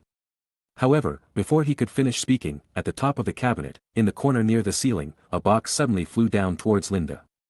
Chapter 180. Merlin's Beard. Ollivander looked at the wand box flying towards Lind in shock. Lind was also surprised. He just tried it casually. It wouldn't really come. Thinking of this, he raised his hand and held the box steadily in his hand. At the same time, the wands on the shelves in the store calmed down and stopped shaking. Lind opened the box. There was a purple wand inside. It was slightly shorter than the one he had before. There was a wooden knot at 1/3 of the wand to distinguish the handle and the body. Lind picked it up, and Ollivander also saw the wand at this time. Elder, unicorn tail hair, 10.5 feet long, Ollivander looked at the wand with some confusion on his face. Elder has an ominous meaning, and unicorn represents holiness. To be honest, I thought this wand was a failure. Failure? Lind looked at Ollivander, a little confused. This wand was warm to the touch and seemed to be quite suitable for him. How could it be called a failure? Well, no matter what spell it casts, its effect is very poor. It may be because of the contradictory properties, Ollivander explained. Lind waved it lightly, bringing up a gray, shiny mist. Well, I think it's very useful, it's worthy of me. Ollivander looked at the black curtain that gradually disappeared in the air with doubt. He could naturally see that the boy in front of him had no obstacles when using this wand. I didn't expect you to choose me in this way, he said. Just like the old saying of the Ollivander family, the wand chooses the wizard. Linda nodded indifferently, lowered his head and stroked the wand in his hand. Thinking about the scene in his mind of waving two wands with tentacles, playing the devilish sound of eating people, and then flying over and stepping on Voldemort's face with 1 foot. Great! This is it. How much is it? 25 galleons. Ollivander said, walked in front of him, and put away the wand that he had handed to Linda for the first time. Linda counted out 25 galleons from his bag and handed them to Ollivander. After he counted them, he said goodbye and walked out of the store. Looking up, Anderson was standing outside an owl's shop at this time, whispering to the owls in the window with a mocking look on his face. Linda walked over helplessly, grabbed him, and took him straight out of Diagon Alley. Arriving at Charles Cross Road, he did not rush to Privet Drive. He first went to a fast food restaurant for lunch, and then went to a barber shop. Hey, brother, don't worry, when you come to my place, I promise that your parents, grandparents won't recognize you when you go back. Just shave it. Lind sat on the chair, looking at the guy behind him who was introducing himself passionately. There was a nameplate on his chest with Tony written on it. Ah. Lind nodded, yes, just shave it. But it will look bad, the guy said hesitantly. Lind patted his face left and right. They all said I was too handsome, I want to shave my head to lower my appearance. Lind could clearly feel that since he said that, Tony's shaving force has been much stronger, and he shaved him in a few strokes. Later, when applying the soft hair cream, Tony grabbed the soft hair cream and slapped it on his black head, and then started to trim his head with a knife. When he came out of the shop again, he already had a round bald head that could reflect light. Next, go directly to the Little Whitney area in Surrey. Lind returned to the outside of the Leaky Cauldron. Because of the influence of the anti-muggle spell, when he stood at the door of the Leaky Cauldron, he would be associated with the bar, and the anti-muggle spell would also act on him at this time. With his back to the drinkers and passers-by in the bar, he raised his wand, pointed at his nose and whispered, "Nose like a strawberry."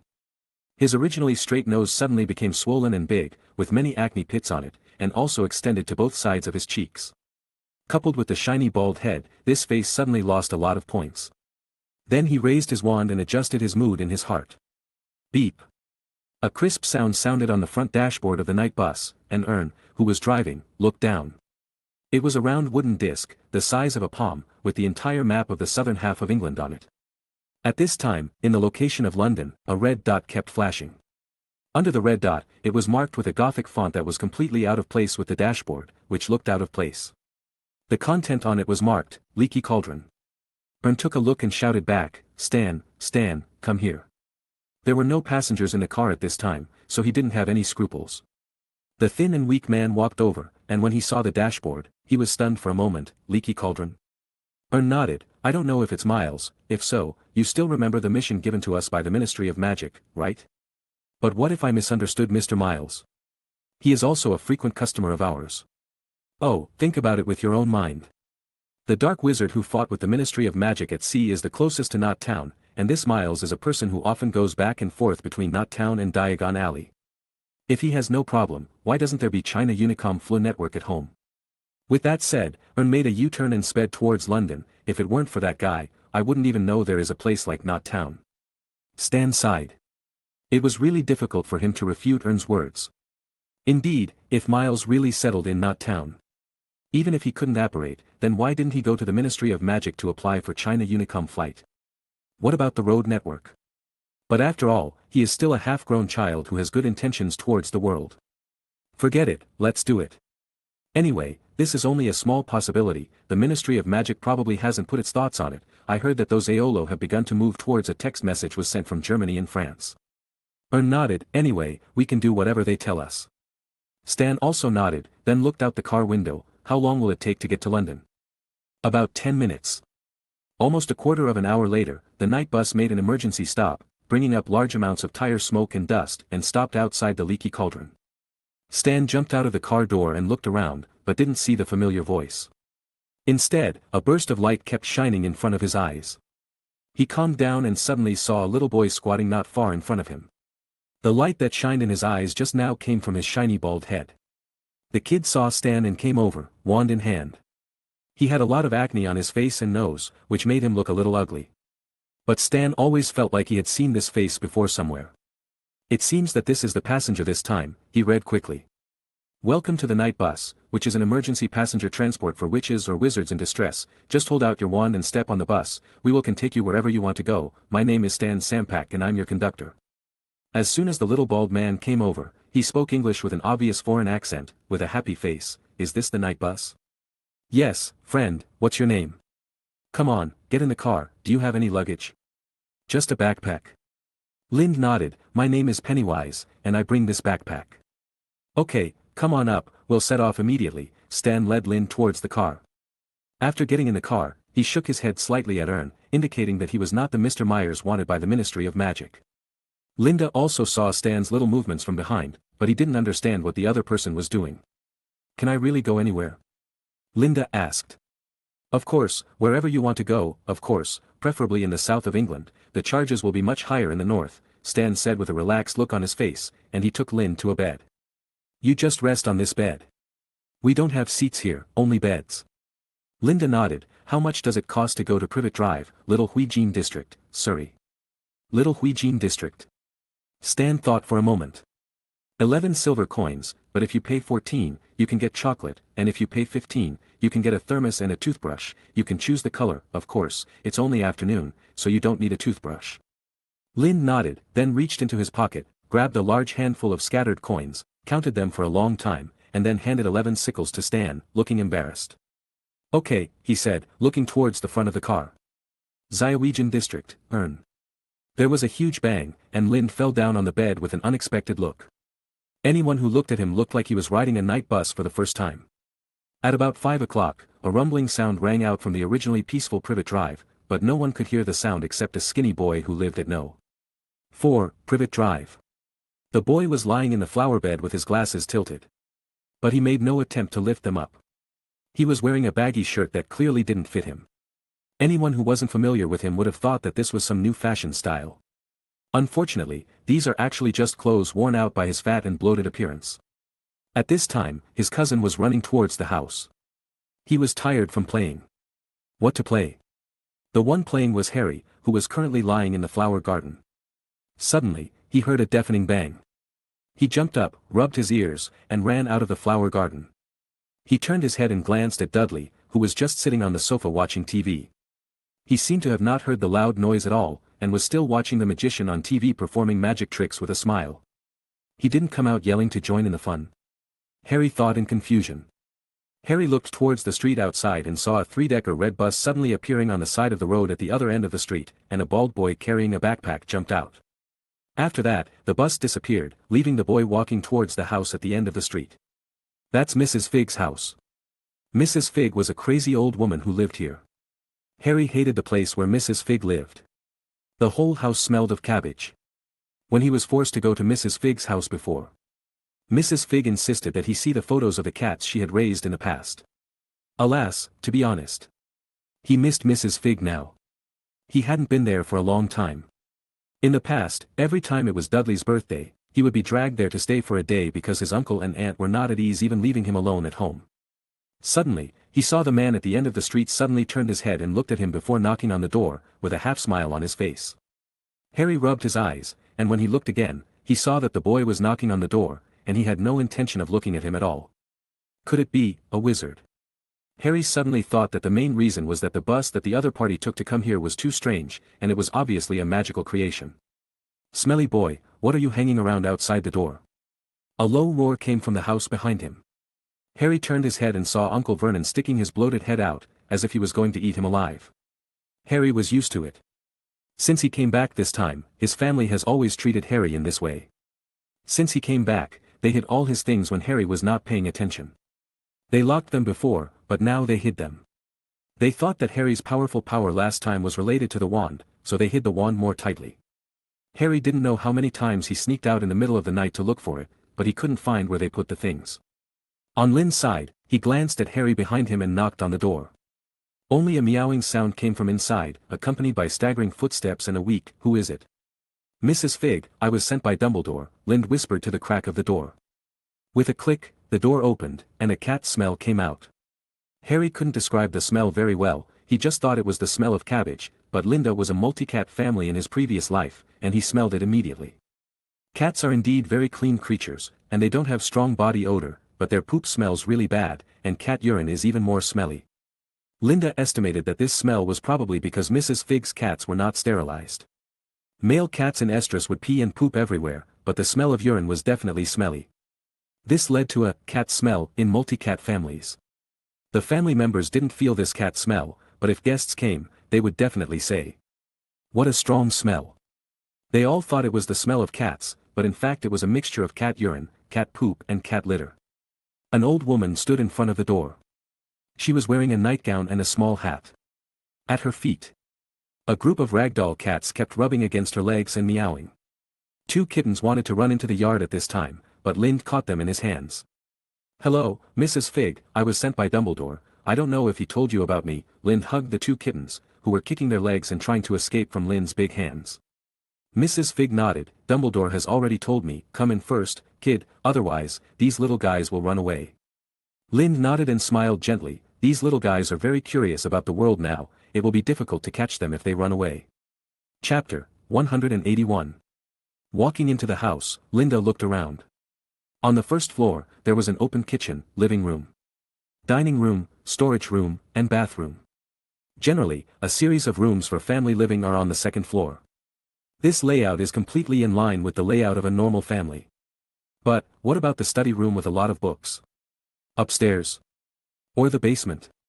Mr. Dumbledore told me a few days ago that a little friend wanted to stay here, but he didn't tell me the specific time. It should be you. Mrs. Fig took Linda to the living room. She addressed Dumbledore with unparalleled respect. Linda nodded. It seemed that Dumbledore did not tell Mrs. Fig the specific circumstances of his coming here. "What's your name?" Mrs. Fig asked.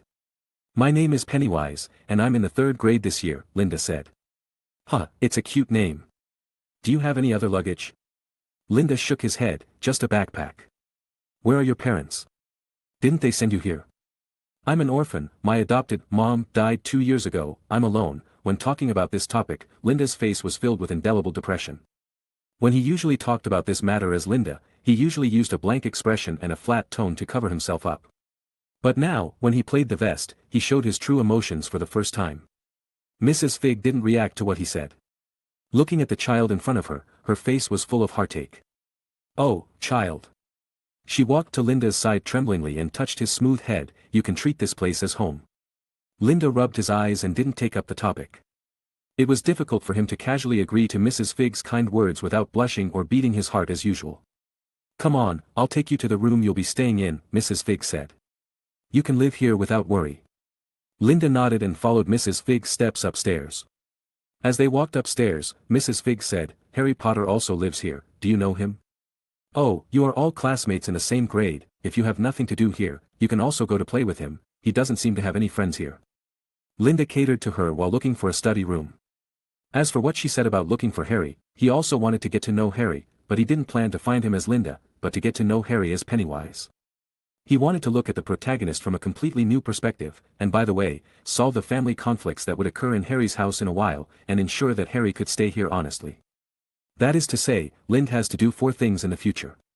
The first is to study magic by himself, which cannot be forgotten. The second is to translate and practice the neumes of the sea singer spell. The third is to study the unique collection of books in Mrs. Fig's house that Dumbledore told him. The fourth is to complete the task issued by Dumbledore, so as not to let Harry run away from home again. These things take a lot of time.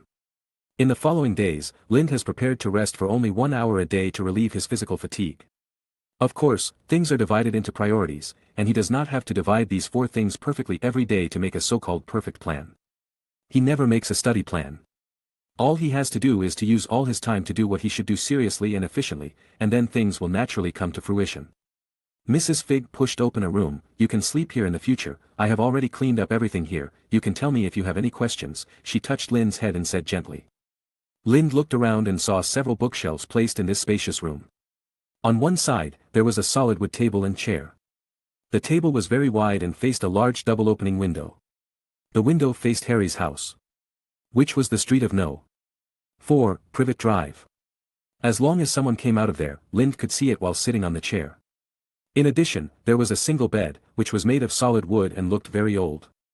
The old lady would definitely not be able to move this kind of bed, which meant that it was originally here. I often heard that some people have a bed in their study, so that they have a place to rest when it's too late, which is not too surprising. However, looking at the thick dust on the bookshelf, it is obvious that Mrs. Fig doesn't read books much. Are those her husband's books? No, wizards look down on squibs. Ordinary people. Ordinary people will have wizard books in their study. And among the many photos downstairs, the portraits were basically only of Mrs. Fig, and the others were all cat photos, and... No, what does this have to do with me? Linda shook his head and heard Mrs. Fig say, Mr. Dumbledore said before that you wanted to read some books, so I will give you the entire study room directly, so that you can read whatever you want. Thank you. Linda said solemnly. If it was really according to what Dumbledore said, then many of these books here would be treasures that Hogwarts didn't have. Mrs. Fig believed Linda so much after just meeting him, which was a huge trust. At least Linda asked himself, he couldn't do such a thing. Okay kid, take a good look around first. If you need anything, tell me, just treat this place as your home. Mrs. Fig patted Lind on the shoulder. Lind thanked her again and then walked into the house. When Mrs. Fig left, she closed the door, which made him feel very embarrassed. Contrary to the bottom, there was no strong smell of cat in the whole house. On the contrary, there was a little dust smell, but it was not strong. Mrs. Fig must have ventilated and cleaned the house before. Putting down the school bag and unzipping it, Anderson rushed out of it. Woo, cough, finally out. Anderson kept coughing as soon as he came out, his mouth wide open, spitting out a lot of his skin, and the eyeball almost rolled under the bed. Linda walked to the bookshelf, scanning the spines of the books, and said, I'll give you a task during this period. Anderson picked up the eyeball again and swallowed it back. Goodoo, what task? During this period, you will disguise yourself as an ordinary crow and monitor the entire Privet Drive from the sky. Monitor what? Go find a big black dog in a while. For now, observe Harry Potter first, Linda said. Anderson nodded, and Linda continued, if you have nothing to do, you can stay outside by yourself, it's like a holiday for you. Maybe. Anderson said in a low voice. It's just monitoring, not busy, Linda said unhappily, and then Linda's tone became serious again. But I have one more thing to remind you. What? Anderson calmed down. Don't leave seeds outside, Linda said lightly. You should know that you are no longer a normal crow, but I am not sure whether you have reproductive isolation, so absolutely do not lay eggs for me outside. I don't lay eggs, I am a boy. I mean, don't make some eggs related to you. Anderson was stunned. He didn't expect his boss to say such a thing, but it seemed quite reasonable. So he could only nod helplessly and repeatedly promise that he would suppress his instincts and never mess around. Seeing his attitude, Linda was relieved and nodded, go now. Anderson looked at the dim sky outside and didn't understand why he hurriedly called him to leave now. Did you forget to bring me food? Would I make such a low-level mistake? I just want to cultivate your ability to live independently. You must have forgotten, Anderson said. After seeing Anderson off, Lind began to explore the study room, but he found that many of the books here were either from the ordinary world and not related to magic, or were available in the Hogwarts library. He looked at 2 bookshelves and found only more than 10 books related to magic that Hogwarts did not have among them, excluding some things that were not related to magic spells, such as biographies, historical materials, etc. There were only 4 books that he had never seen in Hogwarts. He picked up a book at random, Bohemian Primitive Witchcraft. Bohemians? Perhaps many people don't know what ethnic group this Bohemian is, because Bohemians is the name for them in France, but if you mention their name in the UK, Gypsies, then it is estimated that many people will understand. This ethnic group is one of the most famous cross-border ethnic groups, and they can be found in Eurasia.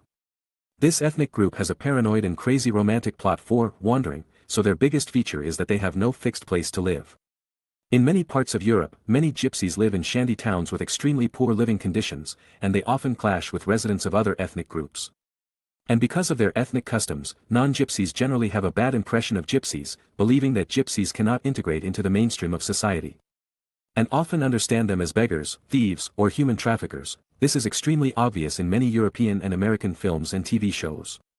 Also often mentioned about this ethnic group in film and television culture is their witchcraft. Among them, divination is the main one, such as crystal ball divination and tarot divination, which are very classic and common gypsy divination methods. Of course, Lind did not read this book to learn the mysterious divination. He did not deny that there is such a thing as divination in this world, but he felt that his destiny should be determined and controlled by himself. A priest once said, "Those who are awakened are always happy." It means that if everyone can understand their future, then they will have the awareness to face and change the future, that is, heaven. But Lind doesn't think so. The future should be something illusory. If the future is seen, his expectations for the future will be infinitely reduced, and he will easily lack the expectation and desire to strive for life. This is the most tragic thing. He opened the book and started reading from the preface, and then began to introduce the history of gypsy witchcraft. Lind was not in a hurry. He sat down at the table and began to read slowly page by page. During this time, Mrs. Fig asked him to go downstairs for dinner. At the same time, Lind stroked the cats. In addition to the litter of ragdolls, there were 3 Maine Coons and a British Shorthair, which dazzled Lind. After stroking them casually, he returned to the study and started reading. During this time, he also kept looking at Harry's house, opening his fin ears and square pupils, but he didn't find any interesting information. At the same time, Linda carefully used his magic wand to draw a circular magic array on the table. This magic array was recorded in the book, and it was a floating array. This was also the first time Linda came into contact with a magic array in this world. He only knew about alchemy arrays before, and this was the first time he saw a magic array. After drawing the array, Linda carefully injected magic power into the array. However, the magic power just overflowed into the air, just like wanting to blow up a balloon, but the balloon was leaking and couldn't be blown up no matter how hard you blow it. "Well, I'll buy some materials tomorrow to try." Linda didn't have any expression. He didn't have enough materials himself. He just drew casually and tried some of these spells. Moreover, the materials written in the book were not difficult to collect. They could all be bought in the ordinary world. Basically, he could collect them all in one trip to the mall. He looked at the time, 1:30 in the morning. He looked at the number of pages in the book in his hand again, and then put the book away. There was a desk lamp in the room, but he didn't turn it on. Instead, he used his powerful vision to read. If he turned on the light every night, it would be too conspicuous, and the electricity bill would be high. He came to the small bed, where his suitcase was placed. After twisting the button and adjusting the room number, Lind opened the box and jumped in. This was the room he used to make medicine before, but now the bottles and jars that were originally piled in a corner have been moved to another room by him. At this time, this room is empty. There is only a chair in the middle of the room, and next to the chair is the ordinary piano he bought before, and in front of the chair is a small table. There are many parchments on the table, with 5-line scores drawn on them, as well as a comparison table of neumes and commonly used notes now. Taking out The Revelation of Tide Calling, Lind sat on the chair and began to translate the music spell of the Ocean Singer. Because of the differences in the cognition of the times, this translation is not as simple as a simple translation. In the translation, the meanings of many neumes have no counterparts in the current music score system. This also led to the fact that the music scores Lind compiled himself were also very strange. Sometimes there would be strange overlaps, overwriting, etc. And outsiders could not understand it at all. Taking out the feather pen, he began to continue translating a score called Impulse Impulse. He had been working on this score for 3 days and had only finished about half of it. As for playing directly by looking at the neumes, he couldn't do it. He didn't know much about these symbols. He translated while trying to play. If he played directly according to the neumes, he didn't know where it would go wrong. It's not that he hadn't tried it before. He played directly according to the neumes, but the result was not rhythmic at all. Chapter 182. In the morning, Lind climbed out of the box with a tired face, looked at the rising sun outside the window, and yawned involuntarily. His life at school was still a reversal of day and night, but these 2 days were even more outrageous than reversing day and night, directly disordering day and night. Touching his greasy big nose, today, let's go shopping. Walk around here, feel the basic terrain, and then look at Harry. Of course, the most important thing is to find a shopping mall and buy something. Walking out of the house and looking at the pedestrians on the street, he suddenly realized that he was wearing a robe and was not as good as the pedestrians around him. Forget it, let it be. The squirrel cast a curious look at Lind on the lawn, and the birds chirped in the sky. The early bird catches the worm. The early worm is eaten by the bird. Lind hummed a little tune and kept strolling on the street, listening to the sound of running water from the sewer and the sound of dew on the lawn dripping into the soil. Click. Next to him, a small red car ran over the puddles. When Lind turned his head, he saw Uncle Vernon wearing a small hat and driving slowly to work. He also noticed Lind, the guy in the strange robe, and had a bad feeling in his heart, but he didn't expect Lind to say to him, "Good morning, sir." Good morning. He didn't expect this guy to greet him. After saying that, the car had passed Lind and went farther and farther. How can there be so many annoying guys in this world? It seems that I think too much. Lind looked at the small car that was gradually moving away from his sight, thinking about the things about their family in his memory. The man who chose to marry Petunia and stay with her for life even though he knew that there was a wizard in her family. The guy who was extremely irritable to Harry and never had a good face. The father who doted on his children. Where is Petunia? The elder sister who was jealous of her sister's magical ability wrote to Dumbledore many times, hoping to go to Hogwarts to study. He never treated Harry well, but in the deleted part of the 7th movie version, when they parted, he said to Harry, "You are not the only one who misses her." Mean and great, vicious and kind, hatred and love can coexist in the same heart without repelling each other, Lind muttered slowly. "I know this sentence," Mom said. Next to him, a man who was jogging in the morning suddenly took off his headphones and said to Lind, "Aren't you wearing headphones?" Lind looked at him in surprise. He lifted the headphone cord, and Lind found that there was no MP3 or the like plugged into the other side of the headphones. "I just wear headphones, so I can pretend not to hear some words." "Who is talking to you during the morning run?" "Hey, Mr. Rendell," a man on the other side of the street greeted this side, and the man also waved enthusiastically. "See?" He tilted his head and smiled smugly. "Well, I didn't expect you to be so popular." Lind really didn't expect that this person would actually be greeted by someone during the morning run. "We are all neighbors," the man called Rendell said. He stretched out his hand. "My name is Arthur Rendell." Linda shook hands with him. "Hello, my name is Pennywise." "You look only 12 or 13 years old, why are you lamenting about human nature?" Rendell walked forward with him. "Just speaking out of my feelings," Linda said. "This doesn't look like a child. I have never seen you before here. Did you just move here?" Rendell asked. Linda nodded. "I am staying here temporarily. I just came here last night. You look very young. Why are they so?" After walking a few steps, several people greeted Rendell, and he even saw an old woman with her child greeting him. "Respect me?" Rendell asked. Lind nodded. "I don't know if this is respect, but at least I can say that they all have great goodwill towards you." "I don't know either." Mr. Rendell shook his head. "Maybe I just like to help others." Looking at his expression that seemed to know but didn't know how to say it, "Because you think saying it would make you look impetuous?" Lind asked. Mr. Rendell couldn't help laughing when he heard his words, ha ha ha. After laughing for a long time, he looked at Lind's face and touched his bald head. "You are really not a child." After that, he changed his tone and his face was full of confidence. "Because I am a good person, I live here and ensure the peace of life here, I am willing to help neighbors solve their problems." After that, he looked at Lind. "Do you believe it?" Lind nodded. "Some things are hard to say because others think he is bragging, but after the previous conversation, I think you are telling the truth." Rendell nodded. "So I just said that I am more helpful, so that I don't care so much about what I do. Just like when others praise you, they usually say, 'It's okay, not as great as you say,'" Lind laughed. Just then, an old man came hurriedly over. "Mr. Rendell, please help me." There was an extremely anxious look on his face. He staggered as he ran over and almost fell to the ground.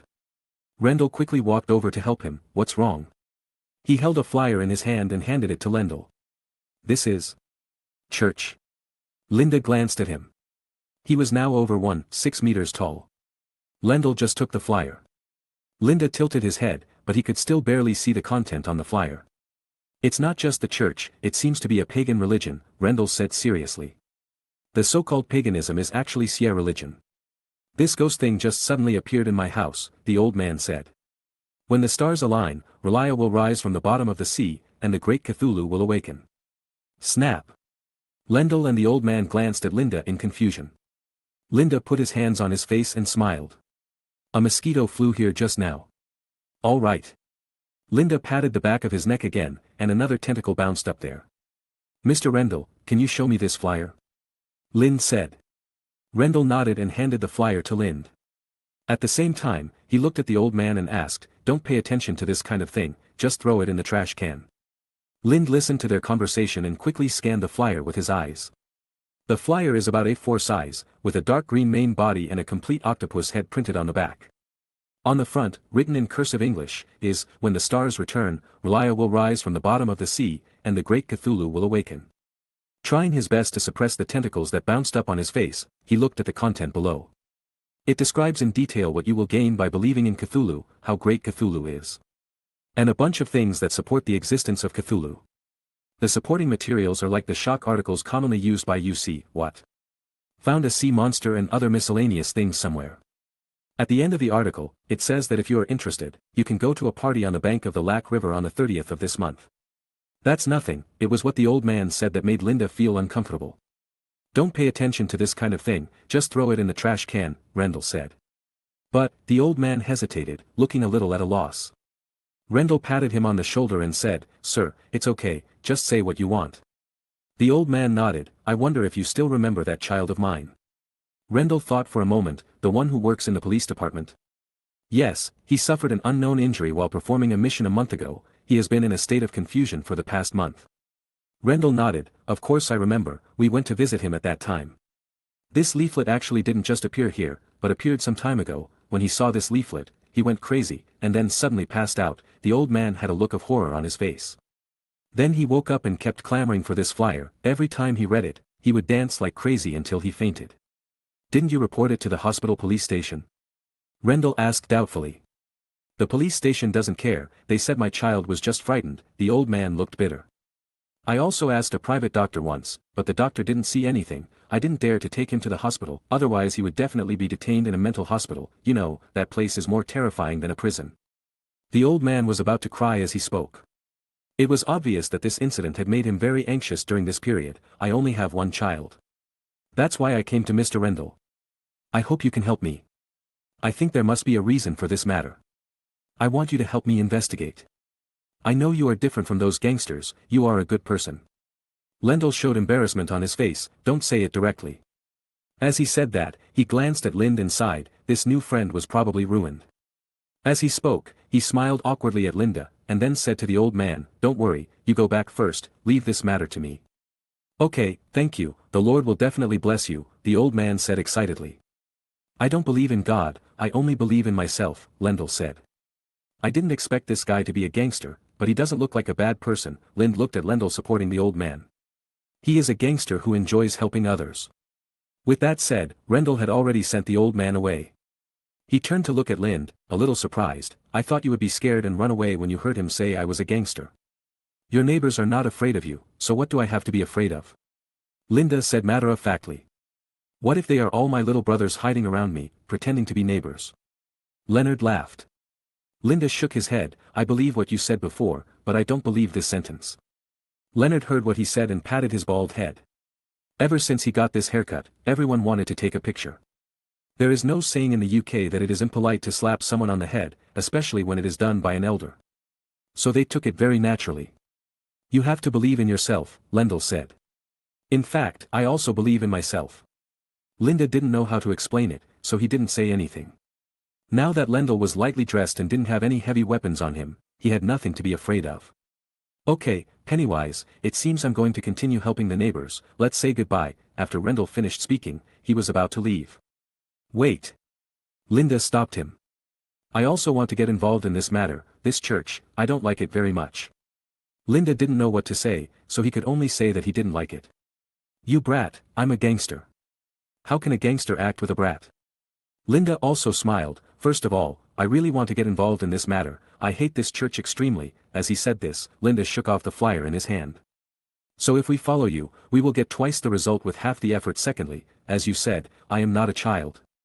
Rendell looked at him. How are you going to prove that you are not a child? How do you want me to prove it? Linda looked at him. Rendell waved his hand and said, go home quickly, kid, don't think about gangster operations or anything like that. After that, he left. Lind looked at his leaving back and had already made up his mind to use the power of these gangs to help him investigate the so-called Church of Cthulhu. As for the wizarding secrecy law and so on, as long as you don't tell me, I won't tell you. Who knows if he violated confidentiality laws? And this short time together made him feel that Rendell was a guy with a romantic plot unique to the underworld, and a guy he could trust. Just like the old man said, you are different from other gangsters, you are a good person. If he wasn't a good person, how could so many passers-by greet him? If he wasn't a good person, how could the old man come to ask him for help?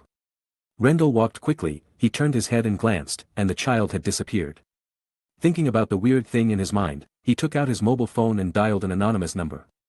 Doo-doo. Hey, boss. What happened to what I asked you to do last time? Lendl asked. We've caught that guy. You dare to sell do on the boss's territory, we're waiting for you to get punished.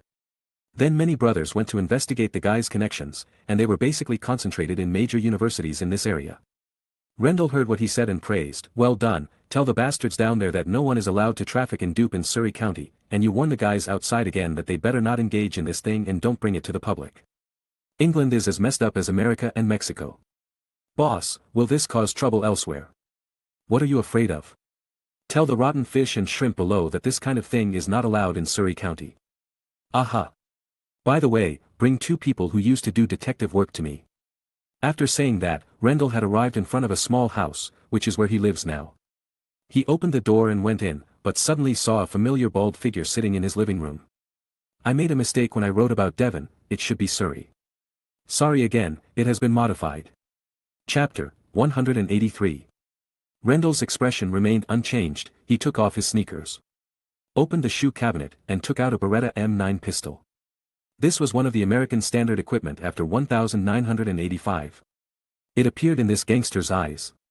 His home also indirectly represents his energy. Click.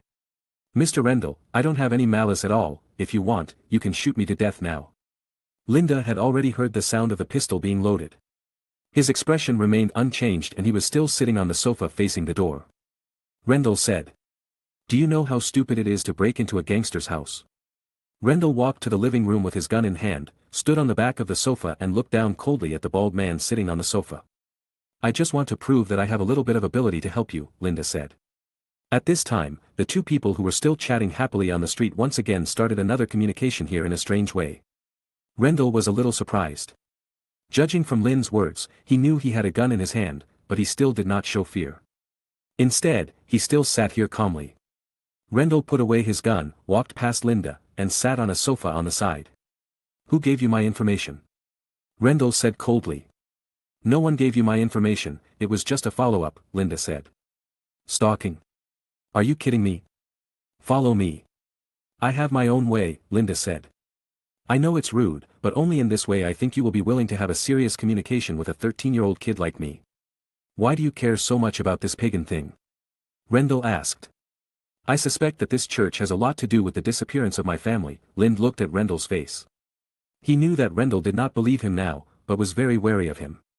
You don't have to think too much, I'm not interested in gangsters or anything like that at all, Lind added, but I think Rendell was only half convinced. Then you can leave this matter to me. If I can find out, you may not be able to find out. If I can't find out, you may not be able to find out. Rendell had a smile on his face and wanted to drive away Linda. That's the problem, you think I don't have the corresponding ability. But I think we can perfectly complement each other in this matter. You have gangs and powerful thermal weapons, and I also have powerful single-target combat capabilities. And under special circumstances, my combat ability can rise to a certain level, Linda said slowly. Hey, a little kid of 12 or 13 years old talks about fighting and abilities, Rendell laughed. I'm going to ask you the simplest question, have you ever killed anyone? Forehead. This is really not the case. Quirrell and Lockhart were just fighting briefly. Quirrell was considered killed, but not completely killed. So what should I say? Half kill? Rendell also saw the embarrassment on Lynn's face at this time, and smiled proudly. Go home, kid, gangsters and fighting are not as simple as the comics you read. I'm not afraid even if you have a gun in your hand. If you ask me if I've ever killed anyone, I don't really care. This time it was Lendell's turn to be silent.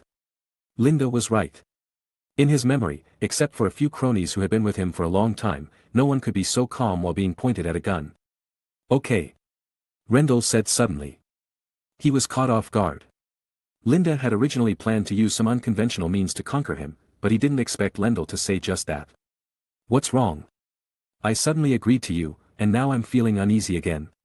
Linda shook his head. I just can't wait. Rendell nodded, took out his phone and dialed the number again. Bring that guy with you when you come, and deal with him first. Okay, boss. After saying that, Rendell picked up the pistol and said to Lind, do you want to go home now and tell your parents that you are going to fight with the gangs? Linda looked at him as if he was mentally retarded. There's no need, I'm just curious about how long it will take.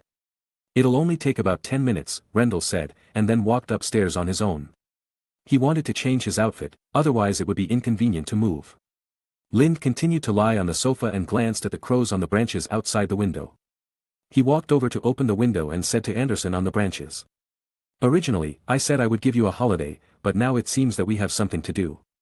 Anderson nodded and said nothing. He could understand the importance Linda attached to this matter. In comparison, it didn't matter whether he was on holiday or not. Not long after, Rendell walked down. He had already changed into a suit and a windbreaker. If you didn't know better, you would never think that this guy was a gangster. At the same time, a family red Santana drove in outside. The car parked in the yard, and 3 people walked out. They came to the door and knocked twice. Lendell opened the door, and a man led by him walked in. He had a 2/8 haircut, some wrinkles at the corners of his eyes, and a thin body. He looked very shrewd. Boss, we've brought everyone here, he pointed to the car behind. That guy is here too. Lendell nodded, let's go. He called Lind. Come here, kid. Lendell followed him over, and the man saw Lind as well. He was a little confused. Boss, this is an interesting kid, Lendell smiled helplessly. Okay, the man nodded, and then got into the car. Lendell followed them and sat by the window at the back of the car. The man started the car. Boss, where are we going? Let's go to the club first, Lendell said. The man nodded, and then started the car. In the car, he introduced Lendell. This is Corso, formerly of SRR. The man sitting in the middle of the back seat waved at Lendell's gaze in the rearview mirror. Hello, boss, my name is Kurt Corso, and I used to serve the royal family at SRR. Because he was leaning against Lind could feel the muscles that were bursting out under his clothes. As for the SRR, Linda also had some impression. The Special Reconnaissance Unit under the British Army is one of the more famous special forces in the UK. The other one is Mayor Clayton, a private detective who often cooperated before, and he is also one of our own. They both contributed a lot to catching that guy this time. Is it difficult? Rendell asked curiously. Yeah. The man nodded, and the car had slowly driven out of Crescent Flower Street. Since we set the rules here, he dared to come here, he is really good. After walking out of Crescent Flower Street, Linda watched the changes in the scenery outside the window while listening to their conversation. After leaving Crescent Flower Street, it is the commercial area. Linda had always thought that this guy named Rendell was just a small cadre, but he didn't expect this man to call him boss directly. However, the man didn't feel very respectful and trembling in the conversation with Rendell, which was quite consistent with Linda's previous impression of Rendell. Rendell didn't have any hostility. The vehicle slowly stopped at a boxing club. It was a 3-story building with the club's LED sign on the top floor. Shark Boxing Club. Judging from the exterior decoration of the building, this building should all belong to the boxing club. He hid very deeply. We didn't find out until the end that this guy was a chemistry teacher in a college, the man continued. He drove the car into the alley, opened the door and got out, and Lind got out. The man walked back, and he frequently cast a puzzled look at Lind, but still didn't say anything. Follow me, don't look around, Leonard said to him. What does this have to do with our investigation? Lind asked. Don't worry. Rendell said, and then took Lind to open the back door of the club in the alley. Lind followed in. Hey! Ha! Shouts kept coming from some small houses. Looking through the glass, there were many big men doing bench presses, deadlifts, etc. Obviously, the first floor was arranged like a gym. Mr. Rendell. People greeted Rendell through the glass. Rendell smiled at them. Are they all your gang members? Lind asked in confusion. No, they are customers here, this is one of our industries, they are just customers, most people here don't know that I am a gangster, they only know that I am the boss here. That old man knows you are a gangster because his son is a policeman. Lind was a little confused. Rendell nodded.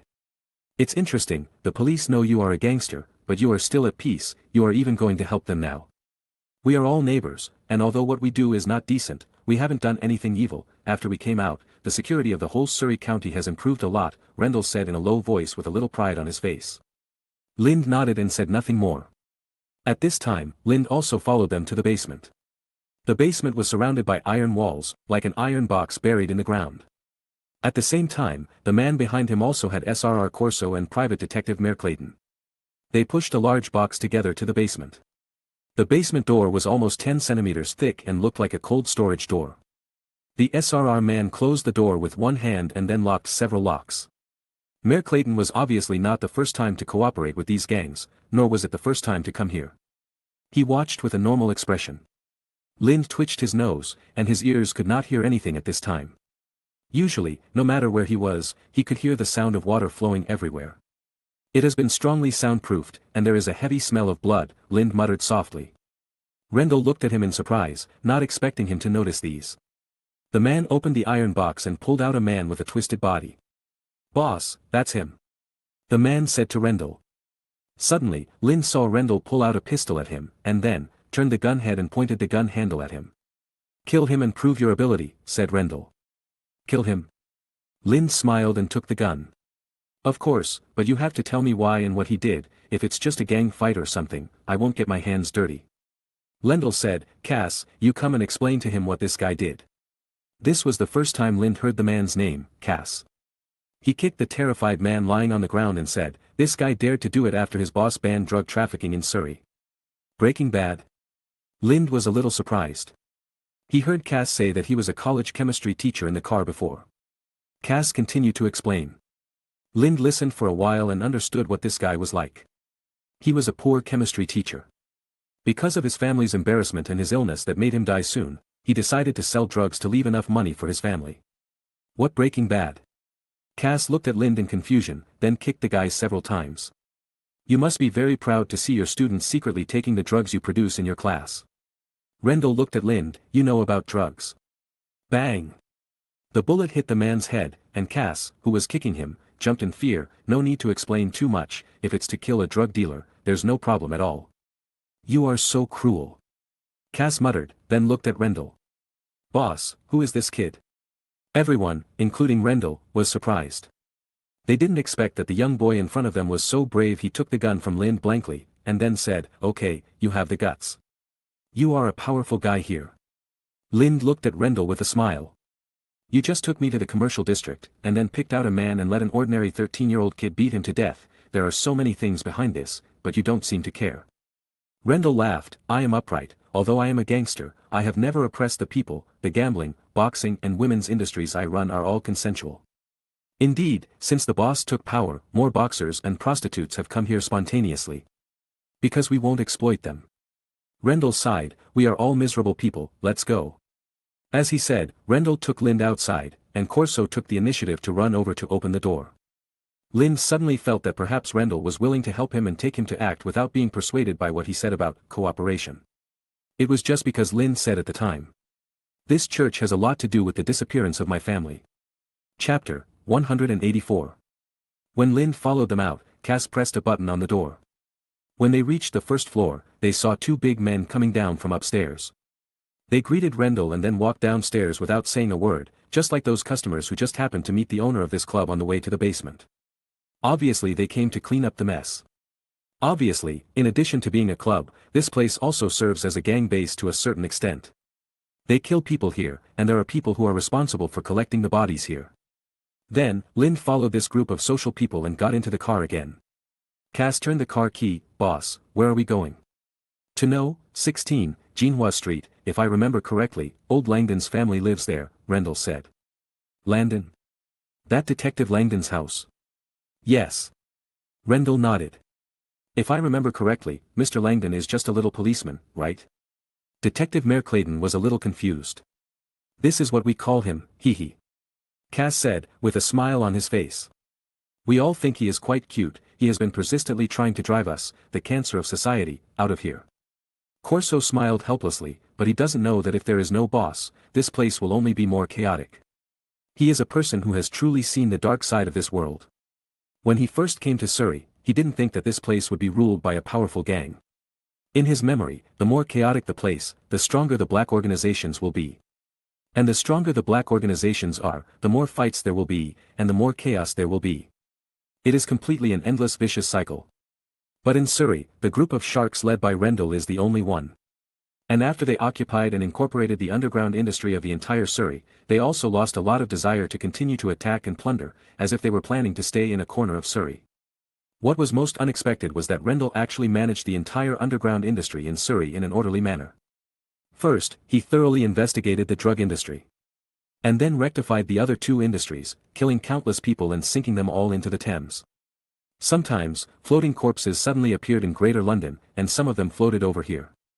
In this way, the group of sharks not only gained the love of many informed people, but also made a lot of money because of the orderly development of the other two industries plus many white industries. Even because of the positive effects of their actions on public security, the authorities turned a blind eye to them. There is black and white in the world. Letting the group of sharks, a lawful evil existence, stand in Surrey is much better than the previous chaotic and 100 schools of thought contending environment. However, Corso still doesn't know why this boss hates the drug industry so much. Corso had heard about the protection of prostitutes. It was said that the boss was the son of a prostitute. If the children of poor families grew up in the mud, then this boss could be said to have climbed up step by step from the dirty and smelly sewer. Thinking of this, Corso couldn't help but look at the boss in front of him. The two prisoners looked out the window, one saw the mud on the ground, and the other saw the stars in the sky. Obviously, Rendell was the guy looking at the stars. This is also the reason why Corso is willing to work for Rendell. Isn't it much better to serve such a person than to serve those royals? Yes, old Landon came to me and said that some abnormal cults appeared here. Pennywise, where is the flyer? Rendell turned around and said to Lind. Lind took out the flyer that he had folded together from his pocket and handed it over, saying, by the way, drive well. It's okay, I was playing cards with them while driving last time. Cass smiled indifferently. How did you break into my house? Lendl handed the flyer to Cass, who was driving, and then turned his head to look at Lind curiously. His words obviously shocked the two people sitting behind Lind. A 13-year-old child broke into the home of a gangster boss. This matter is absurd no matter how you think about it. I have my own tricks. Lind felt the eyes of the two people around him constantly looking at him and said. If you need it, you can see what I said, my advantage. Okay. Lendl waved his hand indifferently. He looked at the little guy in front of him and suddenly thought of someone, his boss. The real boss behind the group of sharks. How is it? Lendl asked Cass again. Lind suddenly felt that this guy didn't look like a gangster boss at all. He looked like this with everyone. It's just a small church. Boss, there won't be any hidden secrets. Lendl nodded, you'll know when you get there. Cass also nodded and continued to concentrate on driving. Golden Flower Street and Crescent Flower Street are two adjacent streets, which is why old Langdon came to ask for help when Rendell was jogging in the morning. Golden Flower, Crescent Flower and Ligastrom are all typical residential neighborhoods, but the layout and environment of the houses here are worse than those on Privet Road and Crescent Flower Street, and the prices are correspondingly lower. After a while, they arrived at No. 16, Jinhua Street. This is it, I haven't been here for a long time. The last time I came here was when I, the boss, and the head of the police station came to visit Detective Langdon. This matter is also related to little Langdon, Rendell said. They stepped on the messy lawn. The grass had grown very high, which was obviously a sign of neglect. Linda was a little surprised. In order to make sure that he was not wrong, he secretly enhanced his senses and twitched his nose. It has a very pungent smell that is constantly drifting in the wind. Apparently the main source of this smell is gas. Linda glanced at the closed doors and windows and shouted loudly. If the smell he smelled was just a little bit escaping from inside, it would be unimaginable how high the concentration of gas was in the room at this time. Hurry, the gas is leaking, Lynn shouted, and then ran over first. At this time, Corso had just stepped out of the car. Gas? Rendell was a little surprised, but he quickly reacted and walked forward quickly. However, Lendl was pushed gently by Cass. "Don't go there." After saying that, Cass ran over after Lind. Cass didn't quite believe whether Lind's sudden shouting about a gas leak was true, but it was better to go and take a look. Of course, it was because he didn't know if the gas was really leaking, so he just went over there and Lendl didn't go over there. Lind didn't care what was going on behind him. He trusted his nose. As he walked closer, the smell became stronger. Scales appeared on the entire body under the clothes, and muscle fibers exploded. Linda stepped hard, and the door was knocked open with a loud bang. His eyes swept over one after another, and he involuntarily took a breath of the rich gas. With his back to Cass, who was running over, he shook out a corner of his wand. Whirlwind sweeps away. A whirlwind suddenly rose up in the originally calm and dull house. They carried the gas and rushed outward violently toward the door. They were also accompanied by some fine garbage and dust, which made Lind's clothes whistle. Linda also involuntarily stepped back. "What's going on?" Cass asked, hiding his face. At this time, he also smelled the strong smell of gas being blown out. The air pressure difference is too great, so as soon as the door is opened, the high concentration gas inside will escape outside, Linda explained. Really? Cass was a little confused. Lind glanced back. The detective looked here with some confusion. This rhetoric is nothing more than an excuse. Whoever wants to believe it will believe it. That's what he said anyway. With that said, Linda walked quickly inside. The others followed. Linda kept scanning the entire room quickly. "Here." Merkelton's voice came from the kitchen. Linda also walked over there. "Is it because I didn't pay attention when cooking?" Cass asked. "No." Merkelton said. "Carry him out first." Lind went over and took a look, and saw Merkelton walking out holding the man Lind had seen before. His face was red and unconscious, and his lips were a sickly cherry red. "Where's little Langdon?" Merkelton called upstairs as he passed the stairwell. Corso had already run up. Bang! Bang! The sound of Corso banging on the door kept coming. Finally, I heard the sound of him opening the door, and then I heard Corso whispering, "This." "What happened?" Merkelton asked. "We'll talk about it later, I'll take him down first." Immediately, there were sounds of fighting and a low growl that didn't sound like a human being at all. "Quiet." Corso's roar came, and Lind even felt the dust from the ceiling being shaken by their fight upstairs. Merkelton carried old Langdon out. At the same time, he shouted to the back, "Don't touch the scene yet, this is not normal. Cass, you hold on to the gas valve, don't touch anything else except the gas valve." This team composed of SRR gang members, gang second-in-commands and private detectives is obviously not working together for the first time. They share different tasks with ease. Lind didn't say anything. Rendell was waiting outside. He could see the relieved expression on his face when he saw old Langdon being carried out. Linda walked carefully around the room, his eyes constantly scanning. He was not in a hurry to touch here and there. He asked himself that he was a more careful and sensitive person, but if he were to compare with SRR and private detectives. That's a huge difference, so now he just looks at it and doesn't touch it. This is. Linda walked to the side window. The windows were tightly closed at this time, and the gaps were covered with milky white weather-resistant glue commonly used for home decoration and glass ceiling. This glue has good sealing properties and is easy to buy and use. Just put the glue cartridge into the glue gun and push it out like squeezing out toothpaste. In other words, this is a gadget that Lind can use with his butt. Indeed, someone did it on purpose. At the same time, Lind saw Merkelton outside through the window. He was doing chest compressions and artificial respiration for old Langdon without any scruples. "Call an ambulance?" Cass asked. "No, it's not serious," Merkelton said. "He can be awakened." When he said this, his face was extremely eager. "Can he be awakened?" "Wake him up first, and then he doesn't care much about it." Is this a passion for solving the case? Thinking about it, footsteps came from behind. And Corso walked down the stairs. At this time, there were bloody claw marks on his face, and he looked like he was beaten by his girlfriend. He was carrying a body on his shoulders. It seemed that it should be the little Langdon. "How is it?" Lind asked.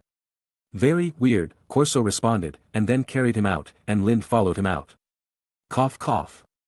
The cough came from the old Langdon lying on the ground. Along with the sound, his chest made a blower-like sound.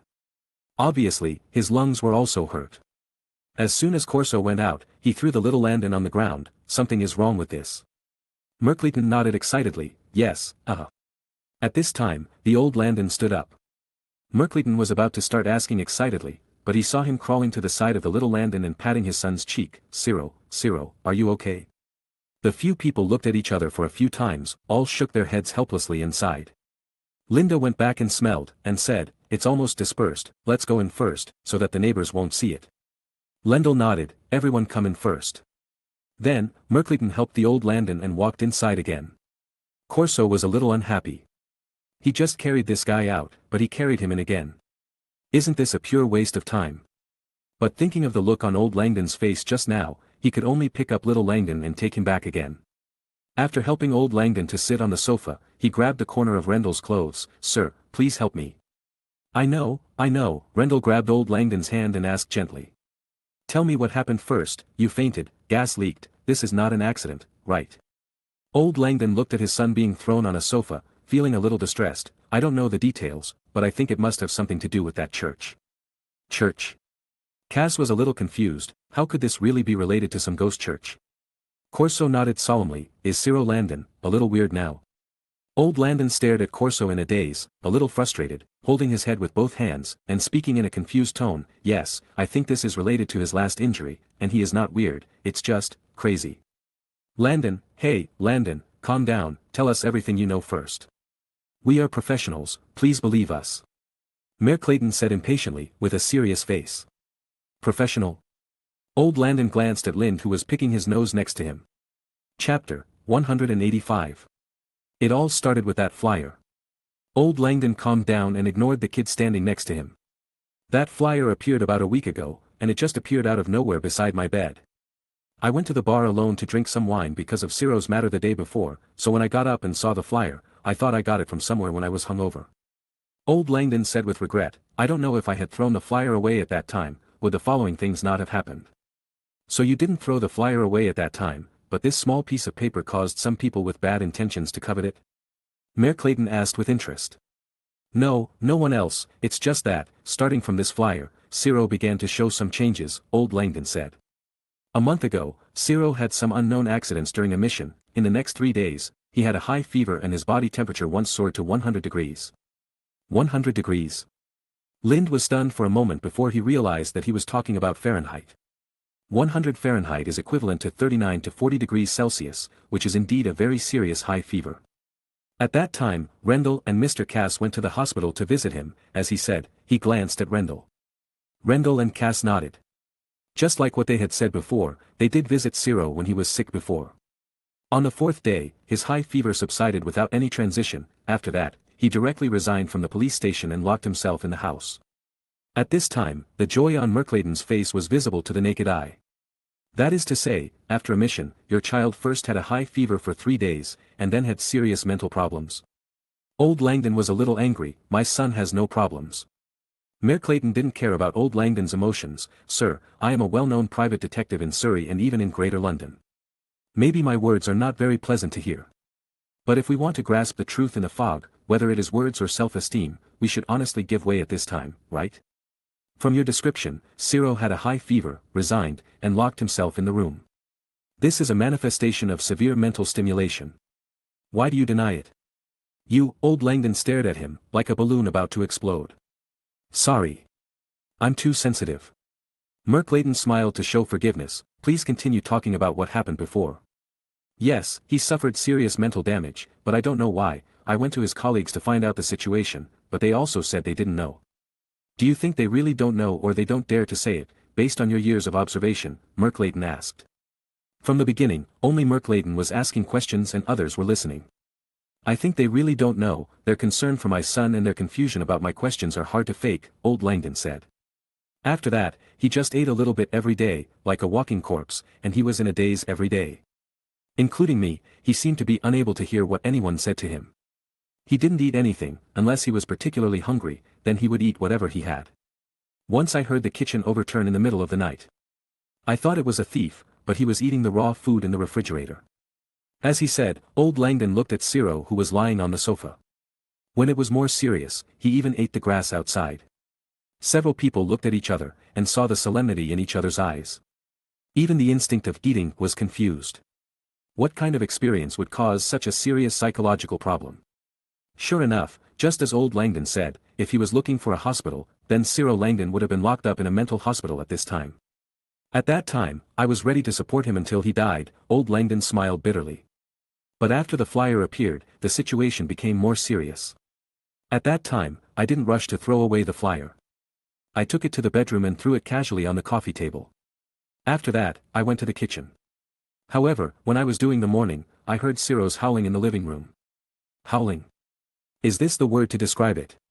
When I went out, I saw his eyes were red, and he was holding the flyer tightly in his hand. He was hesitant and howling at me, and I could feel the fear, yearning, disgust and love in his tone. Wait. Mayor Clayton interrupted him. Are you sure he had so many complex and contradictory emotions at the time? I'm sure. Old Langdon nodded. He ran behind me in fear, and then he grabbed the flyer enthusiastically. This, Mayor Clayton frowned for the first time, but the fanatical and morbid expression on his face became stronger. Fuck, I won't listen anymore, it's boring, I'd better take a look at the scene first. Corso grabbed his head helplessly. He was indeed good at investigation, but it was completely different from detectives. They did more intelligence gathering and infiltration. In other words, he was like a secret agent. It was completely different from detectives. Wait. Mayor Clayton first signaled Corso to calm down, then looked at old Langdon. Is there anything else strange? Old Langdon thought for a while. Actually, there's nothing special. Sit here now. You know, you just experienced a gas poisoning incident, and it was a premeditated vicious incident to kill you. You stay here first, don't move around, and wait for us to inspect the room. Old Langdon nodded, okay. After that, Mayor Clayton looked at Cass again. Cass, and, Mr. Rendell, you can get more details from Mr. Langdon here first, then Corso and I will check this house first. Obviously, this madman who is keen on solving cases does not allow anyone to mess with him when he is searching for clues. And it is obviously not the first time they have cooperated. Mayor Clayton is very skilled in assigning appropriate tasks. But this time is a little different. Cass looked at Rendell. Boss, what do you think? Rendell frowned. He was gentle by nature, but that didn't mean a young detective who had just met him could order him around. Rendell thought for a while, then glanced at Mayor Clayton and nodded to Cass. If this allows you two to show off your skills, then it's okay. After all, this house is not that big. As he said that, he turned his head and wanted to go back to the car to rest for a while. As for getting to know the situation with old Langdon, Cass would do it. Of course, he did feel that the house was a little stuffy now. Wait, in addition to talking about these things, I have a question, Corso said. What's wrong? Mayor Clayton asked. Langdon, do you know that your son is doing art creation in the room? Also, has your son ever shown an extremely morbid desire to attack you? Art creation? Everyone, including old Langdon, was a little confused. It seems that you don't know. Let's go up and take a look first, Corso said helplessly. Mayor Clayton's excitement was becoming increasingly difficult to conceal. The more complicated and strange things were, the more he wanted to attack. Everyone nodded, and Corso took the lead and led everyone upstairs. What about the tendency to attack? Corso asked. No, he has never shown any desire to hurt me, and he has never been angry with me, from childhood to now, never, old Langdon said. Okay. Corso said, touching the scratches on his face with some anger. At this time, under the leadership of Corso, everyone had already walked up the stairs, including the worried old Langdon. Here, Corso stopped in front of a room and explained. I found him in this room, he locked himself in it at the time, and I broke the door open by force. This is his room, right? Old Langdon nodded. After confirming, Corso stepped back a few steps and made room at the door. Anyway, I don't want to watch it anymore. You can watch it if you want, but I remind you to be mentally prepared in advance. Cass laughed. Oh, do you think I have never seen the world? Then he walked in first. Cass staggered out, then covered his mouth, as if the scene inside had made him seriously nauseous, and if he didn't press his mouth, he would vomit. Wasn't he still very crazy the last second? Thinking of it, Lynn squeezed forward. At this time, Rendell and Mayor Clayton had also entered. They all looked unhappy, but they still walked in stiffly. Lind also squeezed in. The blood-red paint covered the entire room. In addition to the things in the regular bedroom, there was a chair in front of the bed, which was the most open space in the room. There was a corpse wrapped in a white sheet on the chair, and above the corpse was a withered and skinned head. At this time, the head was full of flies and insects. A maggot kept crawling in the gap between the eye socket and the dried eyeball. The white bed sheet had been dyed black and red, and there was a constant flow of stinking tissue fluid from the bed sheet, which accumulated under the chair to form a pool of pus-like animal fat. At the same time, glue guns, medical scissors, fishing lines, needles and other things were scattered on the bed. The most horrifying thing was the appearance of the head. Although it was dry, the hair of the head was neatly combed, and the face was clumsily painted with heavy makeup, looking like a half-dead zombie. It can be barely seen that the head is exactly the appearance of Cyril Landon. When old Landon saw this scene, he couldn't catch his breath before he finished speaking and fell backwards.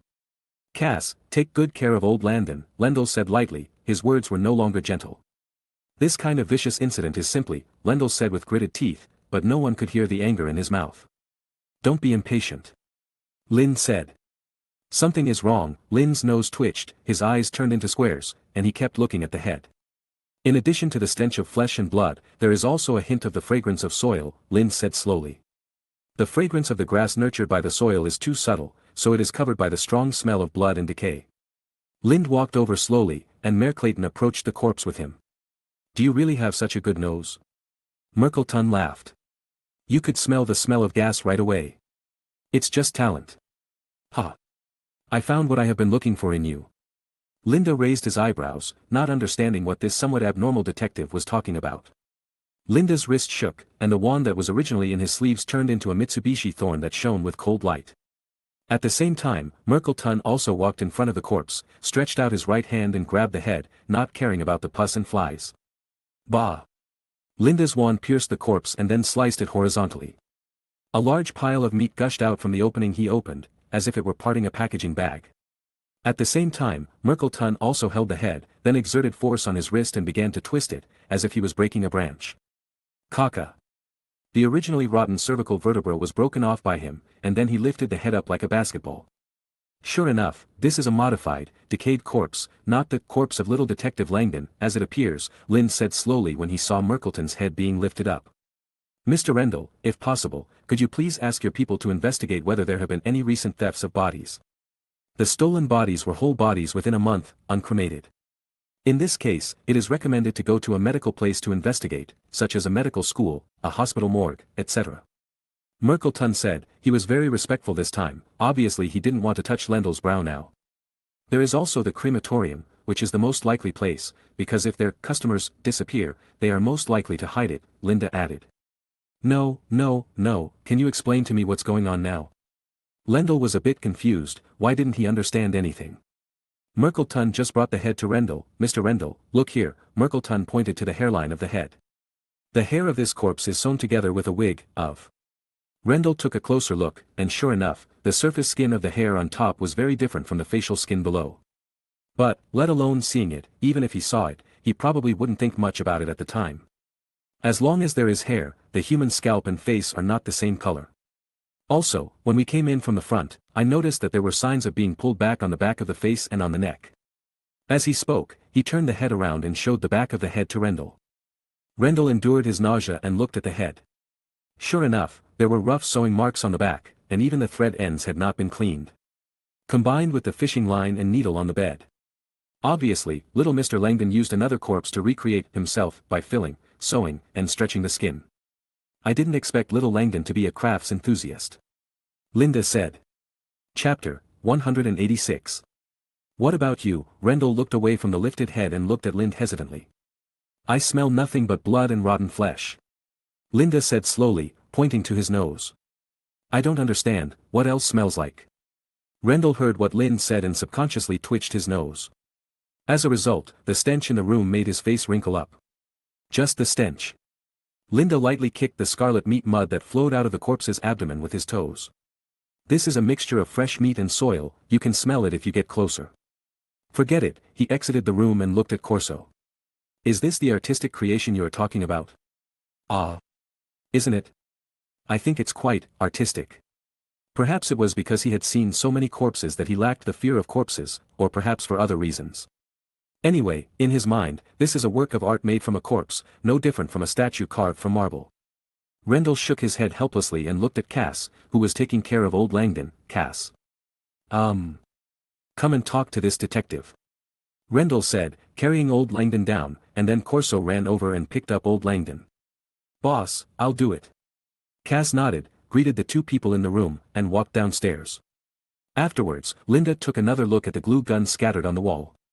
Do you think it was Langdon who set off the gas? Merkelton looked at Lind. Lind looked at Merkelton. Apparently the detective also noticed the previously sealed window. It doesn't seem like it, although the glue gun for sealing the windows is in this room. I don't think he has the need. According to old Langdon, little Langdon still has no desire to attack him even when he is insane. Tisk, TSK, that means you chose to believe in this beautiful human nature without any evidence, and directly eliminate little Langdon's suspicion. Merkelton threw his head on the bed and smiled slowly. Lind thought for a while, looked around. And said nothing. He didn't know how to answer him now. Indeed, he knew that this unconditional belief in human nature was wrong. But when he saw the words Langdon Sr. said to his son, it was really difficult for him to think in those directions. Let's go, there's nothing to see here anymore. Seeing that he didn't speak, Merkelton called for everyone to go out. At this time, Rendell had already carried the unconscious old Langdon down, and Corso seemed to be constantly observing downstairs. At the same time, Lind could also hear Cass's voice standing on the phone outside the door. You ask people to investigate around No. 16, Jinhua Street, cemeteries, hospitals and crematoriums, see if they have stolen a male corpse, about 1.8 meters tall, the specific identity is unknown. Linda and Merkelton walked down, and Corso was leaning against the wall waiting for them to come down, or in other words, waiting for Merkelton to come down.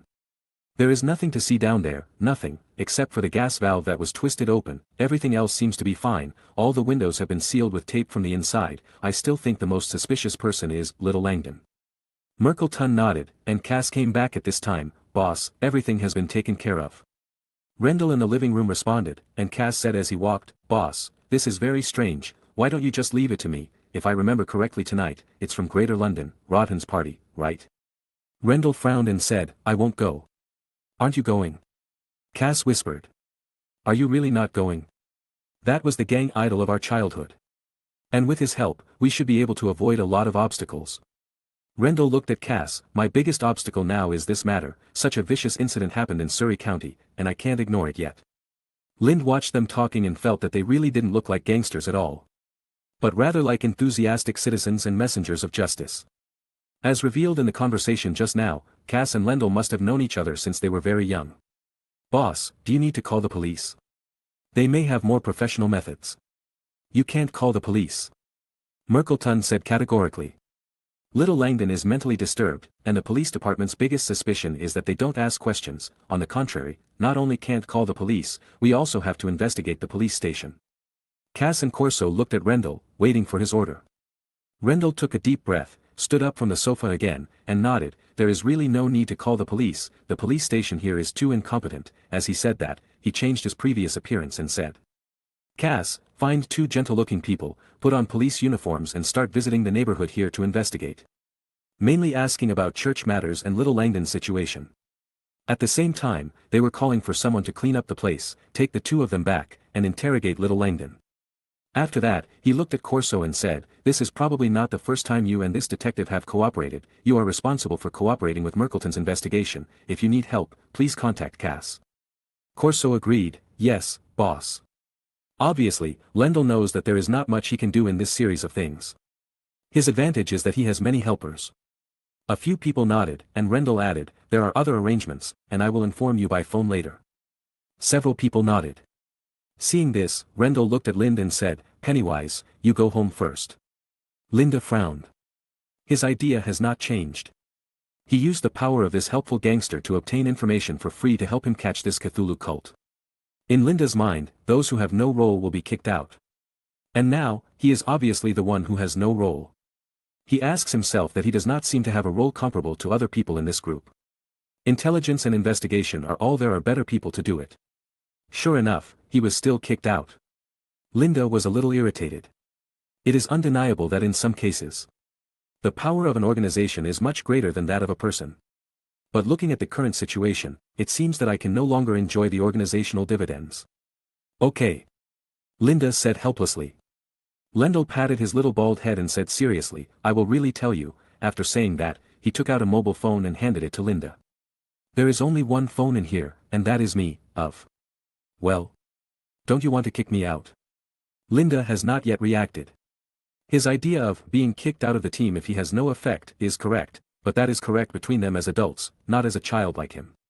Linda answered the phone. In this era, a mobile phone costs a lot of money. Most of the time, everyone basically uses public phones and home landlines. Linda nodded and then walked out of the room, leaving them to continue their discussion inside. After a while, several cars drove into Jinhua Street one after another. Rendell came out and met the respectful eyes of the gang members. He looked up and looked a little confused. Why so many crows? At this time, on the house opposite him, 2 crows were quacking next to each other, and there was also a crow on the TV antenna next to him.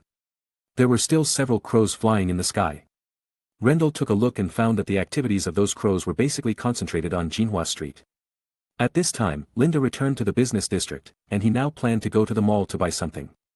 Plant essential oils, silver, oil candles, copper powder, yarn, these were all things that were difficult to collect in the past in modern society. They have different business names and attributes. Can be purchased directly. I won't talk about silver and copper. For common metals, just buy gauze at the drugstore and take it apart. As for plant essential oils, he bought freshly squeezed olive oil for cooking.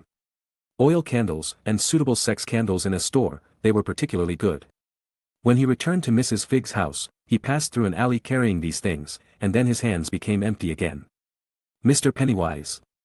A somewhat familiar voice called him. Lind turned around and saw that Detective Merkelton was walking towards him. Mr. Detective. Linda greeted with a smile, gradually becoming wary. He was not sure if this guy was following him. I didn't expect to meet you here. Merkelton came over and walked side by side with Linda. Didn't you continue to discuss the investigation? Linda asked curiously. Actually, there is not much information that can be obtained there. It was basically collected in a while. Now I am planning to go to the bar where old Langdon went to investigate, as he said. Merkelton sighed. It's a pity that the bar is not Mr. Rendell's property, otherwise it would be more convenient. Actually, you wouldn't trust even his property, right? Linda laughed. Ha! Merkelton smiled.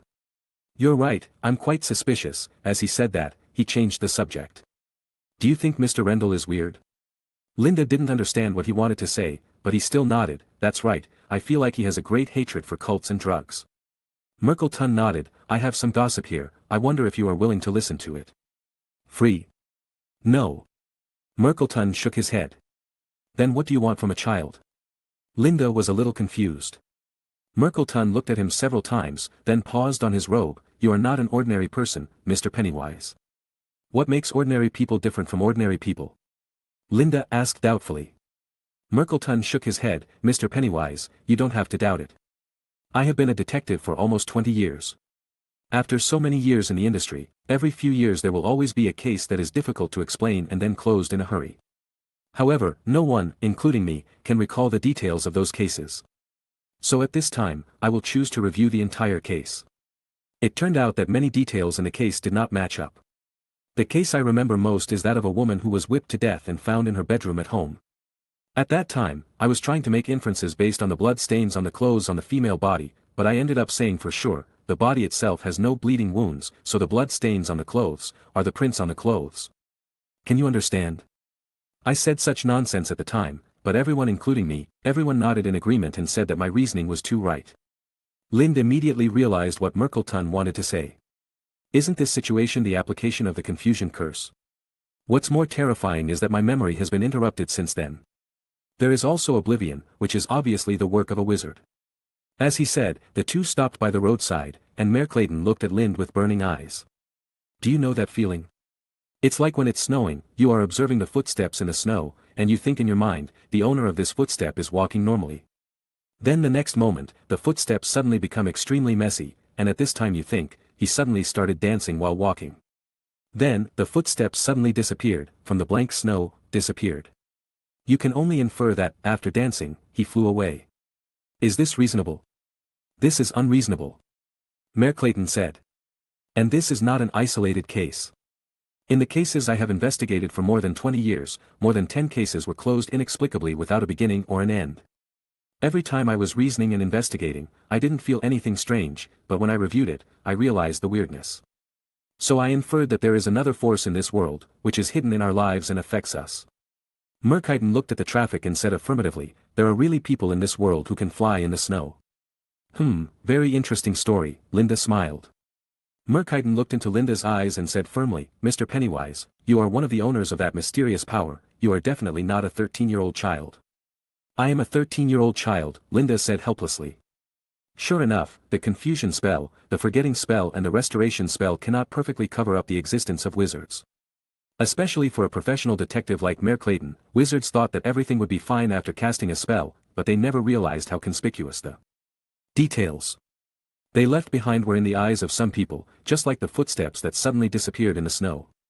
And now, Merkiten, who realized that there was another side to this world, found Lind, and even exaggeratedly thought that Lind was an alternative guy in the skin of a 13-year-old child, just like those written in a vernacular novel.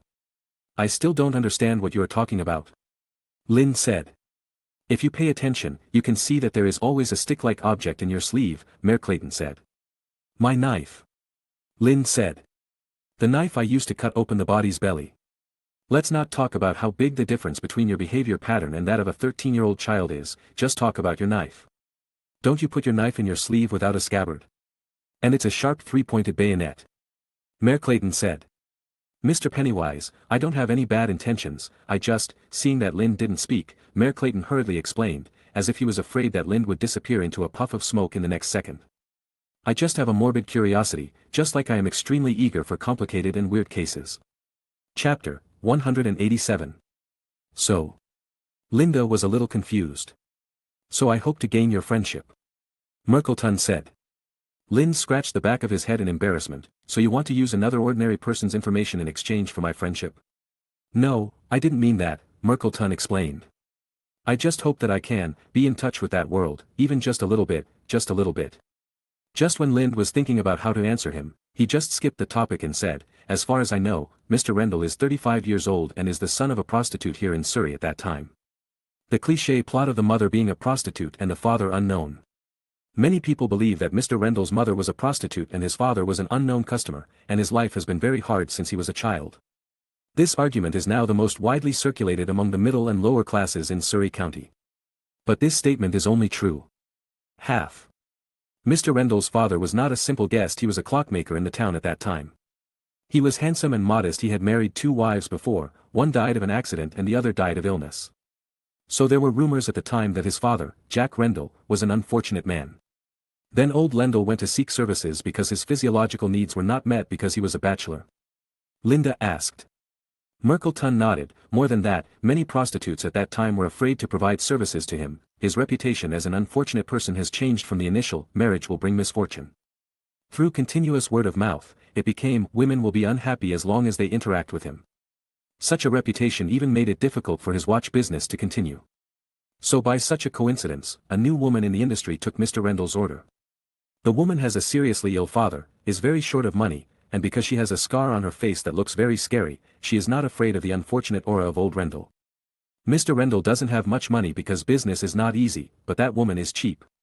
He was still young, and although he had a scar on his face, he didn't mind. In this way, the two people became long-term partners. I don't know if this is an appropriate description, or if it's respectful. Sorry, my ability to choose words and form sentences is really lacking. Merkiten explained that he hoped to add some seriousness and desolation to this story, which is a sign of respect for Rendell. It's okay, just say it. After 2 years of cooperation like this, the woman's seriously ill father still passed away. Merkiten shook his head. The only relative that the woman devoted everything she wanted to save passed away. After that, the woman planned to quit the industry, and Lundell Sr. also pursued her. In old Rendell's heart, this woman was the only woman in these years who was willing to accept him regardless of the rumors outside. Old Rendell was also a poor man. His parents left this world early. Before they died, they sent old Rendell to work in a watch shop, so old Rendell could deeply understand the woman's feelings. Heart. Under such coincidences, within a month, a former prostitute whose parents both died and a hardworking watchmaker got married. After their marriage, they gave birth to a son, who is now the famous Mr. Rendell. Logically speaking, this should be a story about the family's shortcomings. However, God did not fulfill his wishes. When Mr. Rendell was 3 years old, the elder Rendell became addicted to drugs. Old Rendell had always had the habit of smoking, and then somehow he got infected with the leaves, and then it got worse until Mrs. Rendell, that woman, Rendell's mother. By the time Mrs. Rendell discovered that her husband had become an addict, it was already too late. At that time he could no longer look back. So one night, late at night, after waking up and feeling extremely remorseful, old Rendell committed suicide with a gun. This scene was also witnessed by the young Mr. Rendell. As he spoke, Merkelton sighed. Mr. Rendell never spoke again. In the past, it was called lost soul, of course. If it is explained in today's terms, it is called autism. Obviously, the world at that time did not know what autism was. After the death of her husband, the lonely Mrs. Rendell could only rely on selling off her family property to continue living. She can only maintain her hope of life by relying on her belief in saving her son. She sold her house and shop and started looking for doctors, witch doctors, and warlocks with her children. Sure enough, within 2 years, she was deceived out of nothing. At that time, Mrs. Rendell still looked like a woman. It was said that her skin was chapped, her hair was messy and caked, she was dirty, and she was wearing tattered clothes. At that time, she had no money left and could only rely on begging on the streets to maintain basic food and clothing. However, in this situation, a woman came to the aid of Mrs. Rendell at that time. The woman took Mrs. Rendell and Mr. Rendell Jr. into her home, gave them clothes, and gave them food. Hearing this, many people may think that the lives of mother and son may be about to get better. Unfortunately, that enthusiastic woman was a member of a cult in a small town here at the time. The Pope claimed that he was an omniscient and omnipotent being, the new Jesus, and founded a sect called the New Christianity. Just like she had used all her wealth to find those deceptive doctors and witch doctors before, Mrs. Rendell did not put her mind on orthodox medicine from the beginning. She believed that the condition of lost soul could only be saved by mysterious power. Later, under the leadership of that woman, Mrs. Rendell joined the New Christianity. Perhaps in the hearts of the superiors in this world, faith is just a tool, but for Mrs. Rendell, faith is her only life-saving straw. After joining the church, Mrs. Rendell prayed devoutly every day. Finally, the new Jesus was influenced by her and gave old Mrs. Rendell a way to save her son who had lost his soul. Speaking, Mayor Clayton looked up at the gloomy sky in the sky. This is the case in the UK. Basically, it is either rainy or snowy all year round. It's annoying. As I said before, this so-called New Christianity is a complete cult, and that new Jesus is even more of a scumbag among scumbags. He told Mrs. Rendell that the only way to save Mr. Rendell's lost soul was to fill it back. Use another soul to fill it back. And the new Jesus also said that because of the problem of body compatibility, this soul can only be sacrificed by the closest relatives before he, the new Jesus, can use his supreme power to send the soul to Mr. Rendell's body. Only in this way can he be saved. Lind nodded. He is indeed a scumbag. At this time, light raindrops were falling from the sky. Lind's face remained unchanged and he continued to move forward. Seeing this, Mayor Clayton followed him obediently and continued to tell the story. Walala. This nonsense is like manna from heaven to this desperate, ignorant, penniless woman who is eager to save her son. She immediately decided to sacrifice her life to save her child. At the same time, after learning of her agreement, the leader signaled her to stay calm, observe the stars, and wait for a suitable time. On the other hand, he was contacting organ buyers. Is he engaged in organ trafficking? Lind said coldly. Yes, set up a small church to find desperate people like old Mrs. Rendell. You know, when a person is desperate, they can only believe in the illusory God and pray for miracles. This is the time for this new Christianity to gain their trust. After that, this leader, the so-called new Jesus, will use various reasons to let the newly joined believer die. Then sell their organs. So, Rundle's mother died too? Lind asked.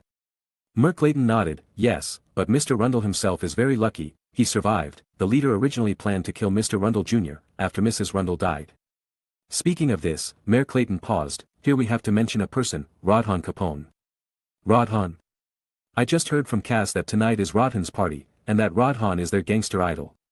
Mayor Layton nodded. Yes, Rodhan Capone was the gangster boss in Greater London before. He ruled Greater London for 10 years, and now the industry has been handed over to his son, Fester Capone. Rodhan is now in seclusion behind the scenes, and can be regarded as the godfather of gangsters. In Lynn's mind, an image played by Marlon Brando jumped out. Mayor Layton nodded. Yes, he is now the godfather of Greater London. Aha, go on, Lynn nodded, and the rain had soaked them all. What Rodhan hates most is organ trafficking, and the specific reason is still unknown. However, just after the death of old Mrs. Rundle, when the cult was about to attack Mr. Rundle, Rodhan's people broke in and massacred the entire church, letting Mr. Rundle go at random. As he spoke, Mayor Clayton took out a cigarette from his pocket, and before he could block the match with his hand to light it, the cigarette was already wet. Linda waved his fingers gently in front of Merclayton's eyes, and a blue fluorescence flashed in the grey feathers. Just when he thought he was dazzled, he saw the wet cigarette in his mouth fade away little by little, and finally at the end of the cigarette, a blue flame suddenly emerged and lit the cigarette. What? The feelings are in place, wouldn't it be uncomfortable if you don't have one? Merlayton's pupils kept trembling, his fingers were stiffly clamped on the cigarette holder, and he took a deep puff to calm his constantly fluctuating mood. It's incredible, he said slowly. Continue talking about what happened before. Linda didn't say much about it. I don't know what happened afterwards. It is said that he saw his mother's chest being cut open that night, and his autism was cured immediately. Some people also said that he met other people and things later, and his autism was cured. What we know is that after little Rendell escaped that night, he ran to Greater London alone. Perhaps because he was saved by Rodhan's gang, he also joined the gang. 2 years ago, Rodhan brought Cass and several other people to Surrey to form the Sharks. In just half a year, he incorporated the entire Surrey under his command. The current Sharks Boxing Club is where his father's watch shop used to be. His house on Crescent Street, where he usually lives, was his childhood home. Speaking of this, Merclayton smiled bitterly. I think I know why you were able to break into Mr. Rendell's house.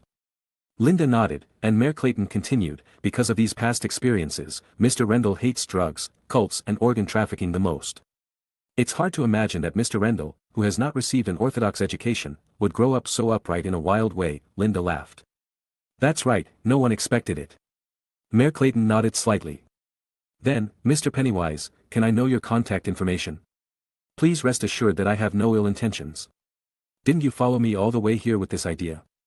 Linda looked at Merclayton, and a smile changed on his face, which made him a little scared. Wasn't it just to see where I live while walking and talking along the way? Linda laughed. I don't have that idea. Merclayton said firmly, but Linda waved his hand. It doesn't matter, I don't care much. As he said that, Linda turned the corner and walked into Mrs. Figg's garden. Anyway, it's best for ordinary people not to come in, Linda said. Merclayton looked down, and his years of detective experience gave him a pair of unique eyes. In the joints between the flower bed and the cobblestone path, the water was slowly wriggling, as if it had life. They were like a corner of a huge monster hidden under the soil, surrounding the entire house, ready to devour strangers who dared to break in without permission at any time. This. Merclayton's body trembled slightly, with fear, but more excitement. My mobile phone was given to me by Rendell, so I don't know what the number is, and I don't know if this phone has any hidden functions, so if you want to contact me, go find Mr. Rendell. Linda stood at the door and looked at Merclayton and said. His hands were casually behind his back, and his fingers kept tapping gently, using the rhythm to make the rain on the ground wriggle. Merclayton nodded. Okay, thank you very much, Mr. Pennywise. Linda nodded, then pushed the door open and walked into the house. The moment he pushed the door open, a large amount of white mist rose from his body, which was quickly dispersed by the rain outside the eaves, leaving Merclayton with only a back figure with dry clothes. The end.